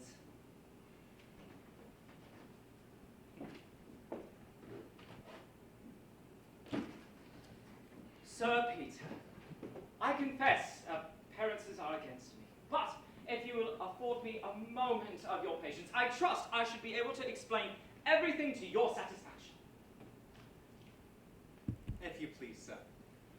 Sir, Lady Teazle, knowing my pretensions to your ward Maria, that is, Sir, Lady Teazle being apprehensive of the temper of your jealousy. That, sir, and knowing my relationship to the family, that I say, sir, she called here so that I might be able to explain those pretensions. And upon your coming, sir, being apprehensive, as I said, sir, of your jealousy, she withdrew. And that, you may depend on it, is the entirety of the matter. A very clear account upon my word, and I dare swear the lady will vouch for every word of it. For not one word of it, Sir Peter. How? Don't you think it's worthwhile to agree in the lie? There's not one syllable of truth in what that gentleman has told you. I believe you upon my soul, ma'am. Steph, madam, will you betray me? Good Mr. Hypocrite, by your leave I'll speak for myself. Aye, let her alone. She'll make out a better story than you without prompting. Hear me, Sir Peter.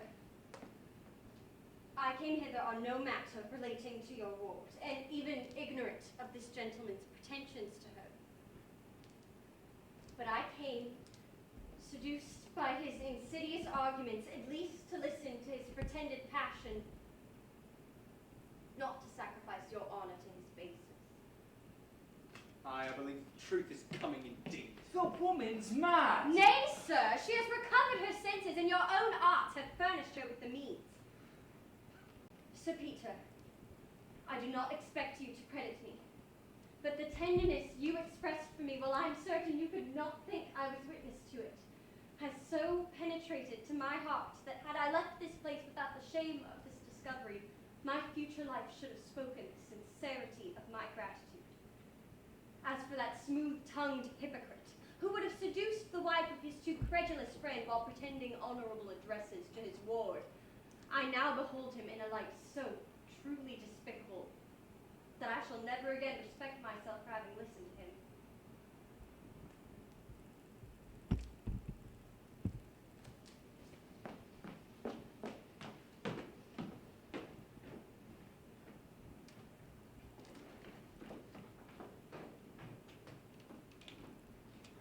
Notwithstanding all of this, Sir Peter, heaven knows That you are a villain! And so, I leave you to your conscience. Nay, Sir Peter, you are too rash. You shall hear me. For the man who shuts out... Okay, your sentiments! Sir Peter! William! Fuck! Sir, there's a gentleman in the next room. He says his name is Mr. Stanley. Mr. Stanley. And why should you think I should want to see him?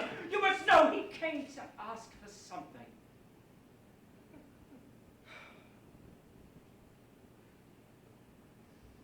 Sir, I wouldn't have let him in, but that Mr. Rowley came to the door with him.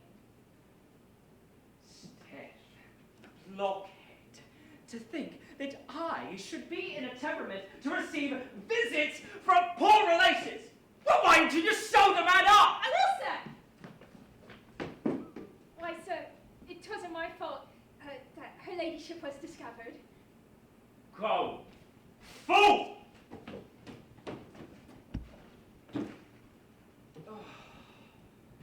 Truly, fortune has never played a man of my policy such a trick before. My character with Sir Peter, my hopes with Maria, gone in an instant. I'm in a rare humor to listen to other people's distresses. I shan't be able to bestow even a benevolent sentiment upon Mr. Stanley. Here it comes with Mr. Rowley. I must attempt to recover myself, put a little bit of charity into my face. What? Does he avoid us? That was he, was it not? It was, sir, though I doubt we have come too abruptly. His nerves must be so weak that the sight of poor relations is too much for him. Should have gone first to break to him. Plague of his nerves. Yet this is he whom Sir Peter extols as a man of the most benevolent way of thinking. As to his way of thinking, I can't deign to decide. And yet I suppose he has a string of charitable sentiments at his fingers' ends. Or rather at his tongue's end, for I believe there is no sentiment he puts more faith in than charity begins at home. And his charity is that sort, I suppose, the domestic sort which never stirs abroad at all. Probably won't find it as such, but oh, he's coming. Now, I mustn't interrupt you, and as soon as you leave, I will come back to introduce you in your true character. Yes, and we'll meet afterwards at old Sir Peter's. Without losing a moment, sir. 1,000 pardons for having keeping you even a moment waiting. Mrs. Stanley, I presume? At your service? Do, sir. I hope you will do me the honour of having a seat. I entreat you, sir. Sir, there's no occasion. Too civil by half. Sir, I believe you were nearly related to my mother, as it were. Mrs. Stanley? Yes, I was, sir. So nearly that my present poverty, I fear, does discredit to her wealthy children. Else I would not have presumed to trouble you. Oh, no, sir, no trouble. He that is in distress deserves the right to claim kindred with the wealthy. I simply wish I was of that class and able to bestow even a small relief upon you. If your uncle, Sir Oliver, were here, I should have a friend. Oh, yes, sir, I wish he was here, upon my word. But believe me, sir, you should not want an advocate with him. I should not need one. My distresses would recommend me, but I had imagined that his bounty would have enabled you to become the agent of his charity. Huh. You are strangely misinformed, Mr. Stanley.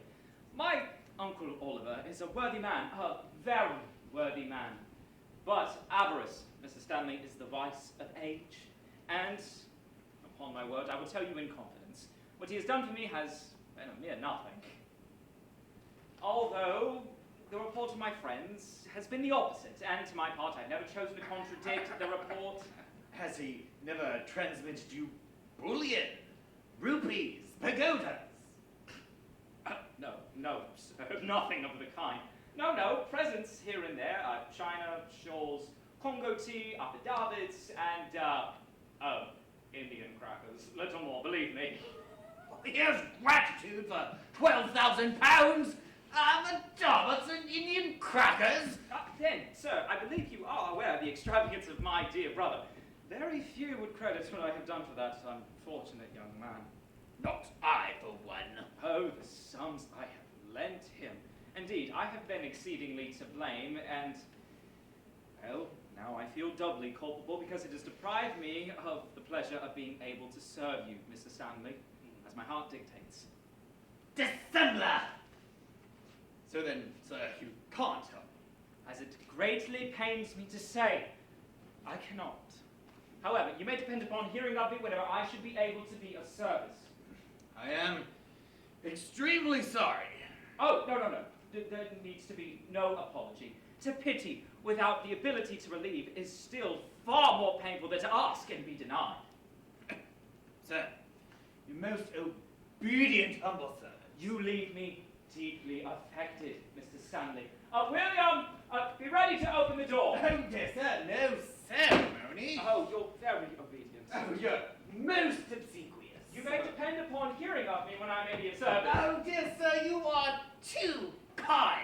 In the meantime, I wish you good health and spirits. You're perpetually grateful and ever humble servant. Sir, yours as sincerely. Charles, you are my heir. Oh. This is one effect of having so very good a character. And advise applications from poor relations. Oh. And there needs to be no small overdress for one to gain the reputation of benevolence without incurring the expense. Mr. Surface, your servant.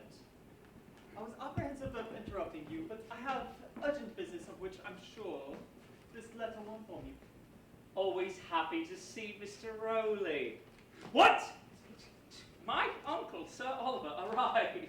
He is, sir, quite well after a speedy voyage and worthy to embrace his worthy nephew.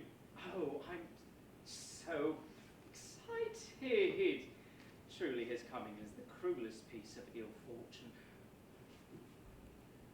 You'll be delighted to see how well he looks, but I'm sure I must be going to grab your brother and tell him up impatiently so that he may come as well. Now, I shall be going. So he says. Well, I'm astonished to hear it just at this time. You'll be delighted to see how well he looks. Yes. Give him my best duty and affection and sentiments. Yes, I really cannot explain the sensations I feel at the joy of his coming. Truly, there was never so cruel a piece of ill fortune.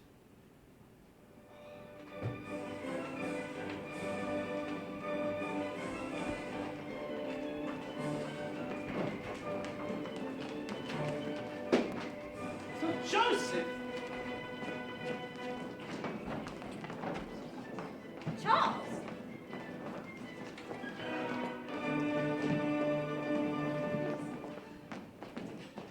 Sir Peter!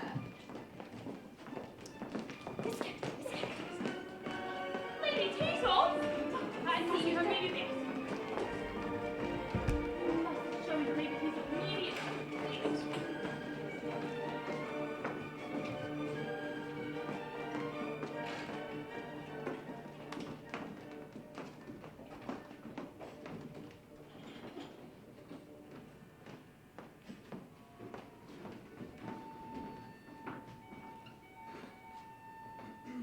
Indeed, ma'am, my lady begs you must pardon her.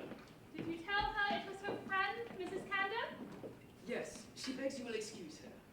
Please do go again. I shall be glad to see her, if only for a moment. She must be in great distress. Oh, dear heart, how provoking. And I'm not mistress to half the circumstances. You shall have the whole of that in the papers with the names of the parties and links before I have dropped the story at a dozen houses. Oh, but dear Sir Benjamin! Oh, you have heard, I suppose. Lady Teazle and Mr. Surface? And of Sir Peter's discovery. It's the strangest piece of business, to be sure. Oh, I have never been so surprised in my life. I am so sorry for all parties No, indeed. I don't pity Sir Peter at all. He was always so extravagantly partial to Mr. Surface. Mr. Surface, why, 'twas with Charles Lady Teazle was detected. No, I tell you, Mr. Surface was the gallant. No, I assure you, Charles was the lover. Mr. Surface brought Sir Peter on purpose to discover them. And now I tell you I have it from one. And I have it from one. Who had it from one who had it. From one immediately. But here comes Lady Stillwell. Perhaps she knows the whole affair. My dear Mrs. Candor, this is a sad affair of our friend Lady Teazle. Ay, my dear friend, who would have thought? But there's no trusting to appearances, though indeed she was always too lively for me. So indeed, her manners were a little too free, but then she was so young. And had indeed some good qualities. So she had indeed. But have you heard the particulars? No, but everybody says that Mr. Surface... I told you, Mr. Surface was the man. No, the assignation was with Charles. Charles? You surprise me, Mrs. Candor. Yes, Charles was the lover. Mr. Surface, to do him justice, was only the informer. Well, I'll not dispute with you, Mrs. Candor, but, be it which it may, I hope that Sir Peter's wound will not... Sir Peter's wound? I did not hear a word of their fighting. Nor I a syllable. What? No. What? No mention of the duel? Not a word. Yes, they fought before they left the room. Pray, let us hear. I do oblige us with the duel. Sir, said Sir Peter, immediately upon the discovery, you are a most ungrateful fellow. I to Charles. No, to Mr. Surface. A most ungrateful fellow, sir, said he, and old as I am, I insist on immediate satisfaction. That must have been to Charles, for it is very unlikely Mr. Surface should fight in his own house. God's life, ma'am, not at all giving me immediate satisfaction on this man. Lady Teazle, seeing Sir Peter in such danger, ran out of the room in strong hysterics, and Charles after her, calling out for hartshorn and water. And then, madam, they began to fight with swords. With pistols, nephew, pistols. I have it from undoubted authority. Oh, but Mrs. Crabtree, it is all true. Too true indeed, madam. And Sir Peter dangerously wounded. By a thrust in second, quite through his left side. By a bullet lodged in the thorax. Mercy on me, poor Sir Peter. Yes, indeed, madam. Though Charles would have avoided the matter if he could. I knew Charles was the person. My Hans, I see, knows nothing of the matter. But Sir Peter taxed him with the basest ingratitude. That I told you, you know. Do, nephew, let me speak, and insisted on immediate... Just as I said. God's life, nephew, allow others to know something too. A pair of pistols lay on the bureau. For Mr. Surface, it seems, had returned home the night before, late from Salt Hill with a friend who has a son to eat. So unluckily, the pistols were left charged. I know nothing of this. Sir Peter forced Charles to take one, and they fired, it seems, pretty nearly together. Charles' shot took place, as I tell you, but Sir Peter's missed. But what's most extraordinary, the ball struck against a little bronze Shakespeare that stood over the fireplace, grazed out the window at a right angle, and wounded the postman, who was just coming to the door with a double letter from Northamptonshire. My aunt's account is more circumstantial, I grant you, but I think mine is the true one for all that. I'm more interested in this affair than they imagine and must have better information. Lady Sneerwell's alarm is very easily accounted for. Yes, they certainly do say, but that's neither here nor there. But pray, where is Sir Peter at present? They've brought him home and he is currently in the house, though the servants are ordered to deny it. I believe so. And Lady Teazle, I suppose, attending him? Yes, and I saw one of the faculty enter just before me. Hey, who comes here? Oh, this is he, the physician, depend on Oh, it. certainly, it must be the physician. And now we shall know. Well, doctor, what hope? Aye, doctor, how's your patient? Say, doctor, isn't your wound with a small sword? A bullet to the thorax for 100. Doctor, one with a small sword, bullet to the thorax. What are you mad, people? Perhaps, sir. You are not a doctor. Truly, I am to thank you for my degree if I am. Only a friend of Sir Peter's, then, I presume. But, sir, you must have heard of this accident. Not a word. Not of his being dangerously wounded. The devil he is. Run through the body. Shot in the breast. By one Mr. Surface. I, the younger. What the plague? You differ strangely in your accounts, and yet you both agree that Sir Peter is dangerously wounded. Yes, we agree in that. Yes, I believe there can be no doubt of that. Well, for a person in that position, he is the most imprudent man alive. For here he comes, walking as if nothing at all were the matter. What's hot, Sir Peter? It's good that you came in time, for we had just given you over.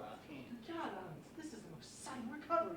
Why, man, what you do out of bed with a small sword through your side and a bullet in your thorax? A small sword and a bullet? Aye, these people would have killed you without law of physic and wanted to dump me a doctor and make me an accomplice. Why, what is all this? We rejoice, Sir Peter, that the story of the duel is not true, and are sincerely sorry for your other misfortune. So all over the town already. Though, Sir Peter, you are certainly vastly to blame to marry at all at your years. Madam, what business is that of yours? Though, to be sure, Sir Peter made so good a husband, he's very much to be pitied. Plague on your pity, madam, I desire none of it. But, Sir Peter, you must not mind the laughing and the jests you will meet with on the occasion. Sir, I desire to be master in my own house. 'Tis no uncommon case, that's one comfort. I desire to be left to myself without ceremony. I insist that you leave my house directly. Well, we are going, and depend on it, we'll make the best report of you we can. Leave my house. And tell how hardly you've been treated. Leave my house. And how patiently you bear it. Beans, vipers, berries. Oh, that their own venom would choke them. Yeah, they are very provoking indeed, Sir Peter. I heard high words. What has ruffled you, Sir Peter? What signifies asking? Do I ever pass a day without my vexations? Well, Sir Peter, I only come to tell you that I have met with both of my nephews in the manner we proposed. A precious couple they are. Aye, and Sir Peter, Sir Oliver has assured me that you were right. I have found that Joseph is indeed the man after all. As Sir Peter says, he's a man of sentiments. And acts up to the sentiments he professes. It certainly is edification to hear him speak. He is a model for the young men of the age. Oh, what's this, Sir Peter? You do not join in the praise of your friend Joseph as I expected. Sir Oliver, we live in a fiendishly wicked world, and the fewer we praise, the better.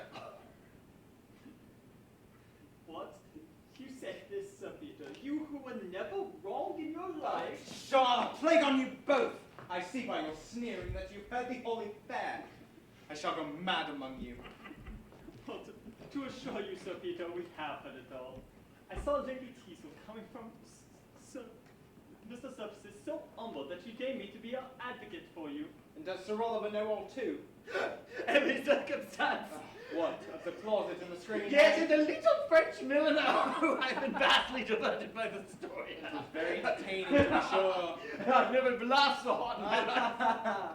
And Joseph, with his Oh, sentiments. yes, Joseph has his sentiments. And Charles fell in pulling Sir Peter out of the closet. Oh, yes, 'twas devilish entertaining. Oh, I would have given anything to see your face, Sir Peter, when the screen was thrown down. My face when the screen was thrown down.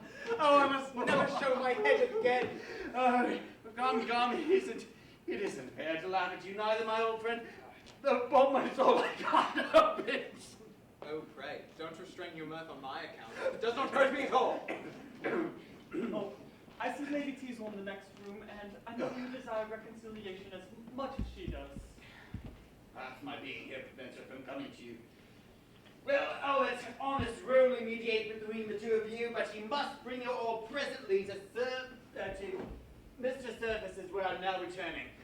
Not to reclaim a libertine, at least, to expose hypocrisy. We'll be with your discovering yourself there with all our hearts, though it is a vile, unlucky place for discoveries. We'll follow, sir. She's not coming. You see, Rowley? No, but she has left the door open, and see, she's crying. Well, don't you think a little mortification of his very becoming in a wife? Oh, that is unjust of you, sir. But I know not what to think. You remember the letter I found of hers, A evidently. mere forgery, one laid in your way on purpose, and something that I wish for Miss Verjuice to enlighten you of. I wish I were once satisfied of that. She turns this way. Oh, what an elegant turn of the head she has. Rowley, I'll go to her. Oh, certainly, sir. And if I'm not mistaken, we may be the most happiest couple in the country. Now, even if they laugh at you, you must take all the laughs in stride and know that you are happy in spite of it. Deemed so I will. And I have you to thank. Now, just remember, sir, that he who once lays aside suspicion. Hold, Master Rowley. If you have any regard for me, never let me hear you utter anything like a sentiment. For I've heard enough of those to satisfy me the rest of my life. Yes, sir.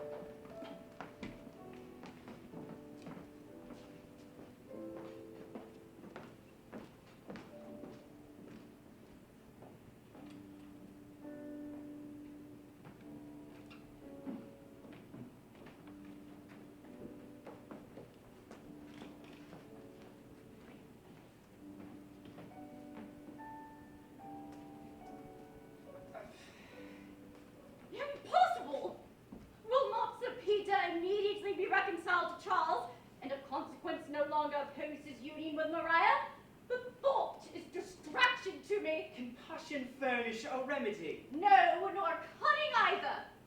Oh, I was a fool, an idiot, to league with such a blunderer. Truly, Lady Sneerwell, I am the greatest sufferer, yet you see, I bear the accident with calmness. That's because the disappointment hasn't reached your heart. As you felt for Mariah, what I did for that ungrateful libertine, neither your temper nor hypocrisy could prevent your showing the sharpness of your vexation. But why should your distresses fall on me for this particular disappointment? Are not you the cause of it? Had you not sufficient fill for your roguery in blinding Sir Peter and supplanting your brother, but you must endeavor to seduce his wife? Yes, I admit I have been to blame. I confess I deviated from the direct road of wrong. But I don't think we're so totally defeated, neither. No. You tell me that you have made a trial of Miss Verjuice, and that you believe her faithful to us. I do believe so. And that she has undergone, should it be necessary, to procure and to swear that Charles is at this time contracted by vows to your ladyship, which some of your former letters will prove in support. This indeed might have assisted. Then come, 'tis not too late. But hark, here's most likely my uncle, Sir Oliver. Retire to that room. We shall reconvene when he's gone. Well, but if he should find you out too? Oh, I have no fear of that. Sir Peter will keep his tongue still for his own credit's sake, and I shall soon discover Sir Oliver's weak side. I have no diffidence of your abilities. Only be constant to one roguery at a time. I will. So now, 'tis confounded hard to be baited by one's confederate in evil. How, at any rate, my character is far better than Charles's, that at this point Hey! Wait a moment! I must see him. Oh, it's not Sir Oliver, but oh, Stanley, come back to plague me again! Sir Oliver must not come in here and find him at Mr. Stanley, I beg you must not stay now, upon my word. If your Uncle Oliver is expected here, and though he has been so penurious to you, I'll try what he'll do for me. Sir, I beg you, you must not stay now. I beg, return at any other time, and you shall be assisted, I promise. No, Sir Oliver and I must be acquainted. Sounds, sir, I insist on you quitting the room directly. William, show this gentleman out. Oh, sir, now this is such insolence. Hey, brother, what's the matter? What the devil have you got hold of my little broker here? Sounds, brother, don't hurt little premium. What's the matter, my little fellow? So, he has been seeing you too, has he? Why, to be sure. Surely, brother, you have not been borrowing money too, have you? Borrowing? No, brother, but you understand, we suspect Sir Oliver here any minute. Yeah, that's true. He mustn't find a little broker here. Yes, Mr. Stanley insists. Why, Stanley? No. His name's Premium. No, it's Stanley. No, Premium. Well, by either way. Aye, Stanley Premium, it's the same, for I suppose it goes by half 100 gems. But Sir Oliver, now, Mr. Stanley, I beg. And I beg, Mr. Premium. Gentlemen! Sir, by heaven, you shall Out with them! There's violin! 'Tis your own fault! Out with him, to be sure! Charles, then! You shall be back! Drill!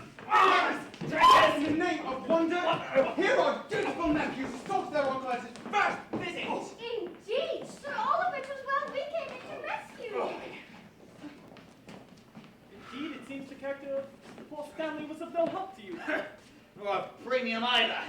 The necessities of the former could not extract a shilling from that benevolent gentleman, and with the other I stood worse than his ancestors, was knocked down without being bid for. Charles, Joseph, 'tis now complete. Very.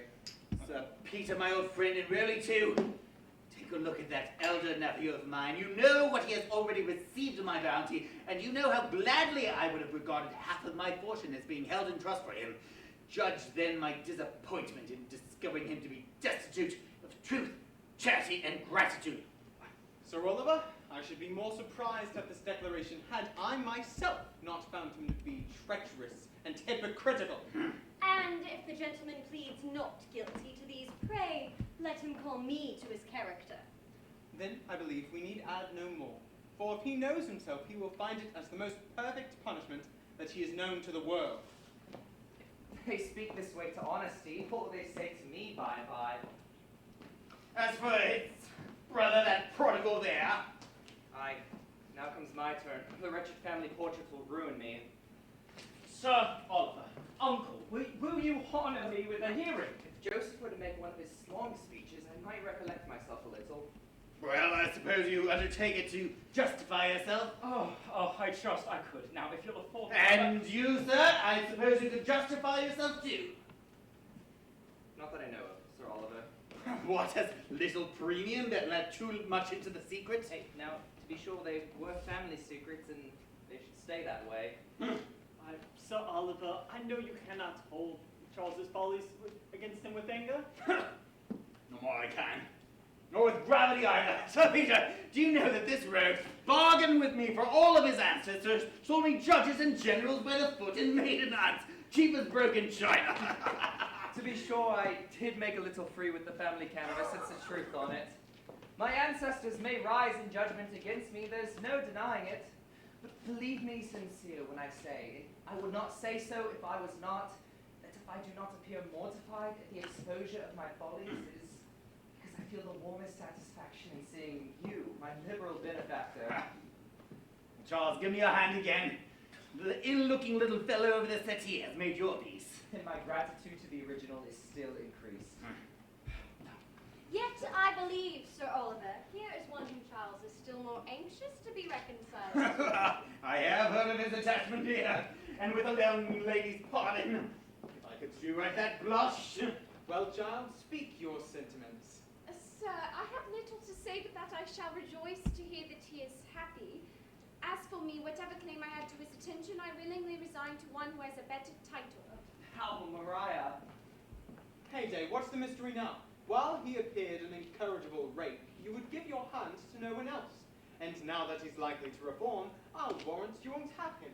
His own heart and Lady Sneerwell know the cause. Lady Sneerwell? Brother, I am obliged to speak on this point, but my regard to justice compels me. And Lady Sneerwell's inflictions can no longer be concealed. Ah, another French milliner. Egad, he has one in every room of the house, I suppose. Ungrateful Charles! Well, may you be surprised and feel for the delicate situation your perfidy has forced me into. Uncle, is this another plot of yours? Because for the life of me, I do not understand it. I believe, sir, there needs be the account of one to make it extremely clear. And that person, I believe, is Miss Verjuice. Rowley, you were perfectly right to bring her with us, and pray, let her appear. Walk in, Miss Verjuice. I thought her testimony might be wanted, but it seems she has come to confront Lady Sneerwell, not to assist her. Villain! Treacherous to me at last, speak! Have you two conspired against me? I beg your ladyship 10,000 pardons. But you paid me extremely liberally for the land question, but I unfortunately have an awful devil to speak the truth. The torments of shame and disappointment on you all. Hold, Lady Sneerwell. Before you go, let me thank you for the trouble you and that gentleman have taken in writing letters from me to Charles and answering them yourself. And let me also request you make my respects to that scandalous college of which you are president, and inform them that Lady Teazle, licentiate, begs leave to return the diploma they granted her, as she leaves off practice and kills characters no longer. Provoking! Insolent! May your husband live these 50 years! Oons, what a fury! A malicious creature indeed. What, not from her last wish? Oh, no. Well, sir, what have you to say for yourself? Sir, I am so confounded that Lady Sneerwell should attempt to suborn Miss Verjuice in this manner. So much so that I know not what to say. However, should her injury prompt her to injure my brother in any way, I best follow her directly. For the man who attempts to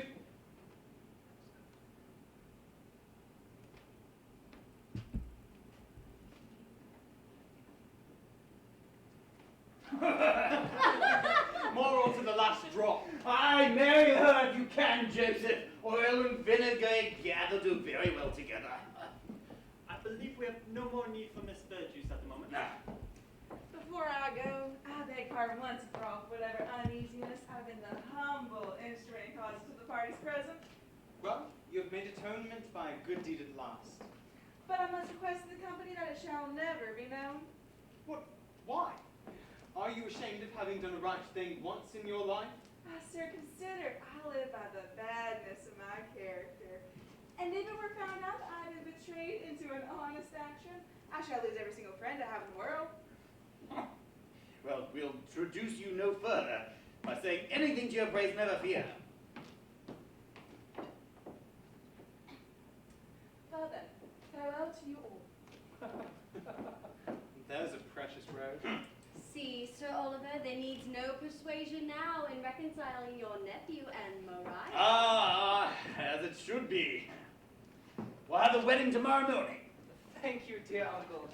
What, you rogue? Don't you ask the girl's permission first? Oh, I've done that just a moment ago. She looked yes. Oh, shame, Charles. Sir Peter, I protest. It has not been a word. The fewer the better. May your love for each other never know abatement. Aye, and may you live as happily as Lady Teazle and I intend to do.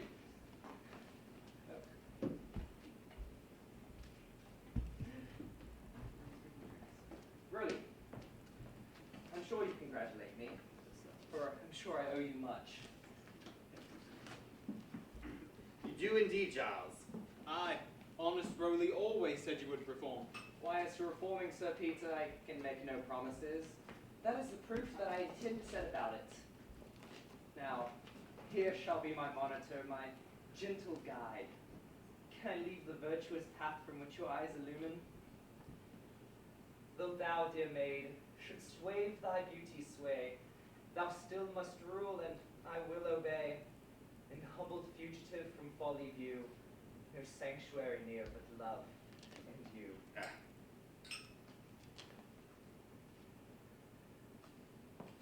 You can indeed each anxious fear remove, for even scandal dies, if you approve.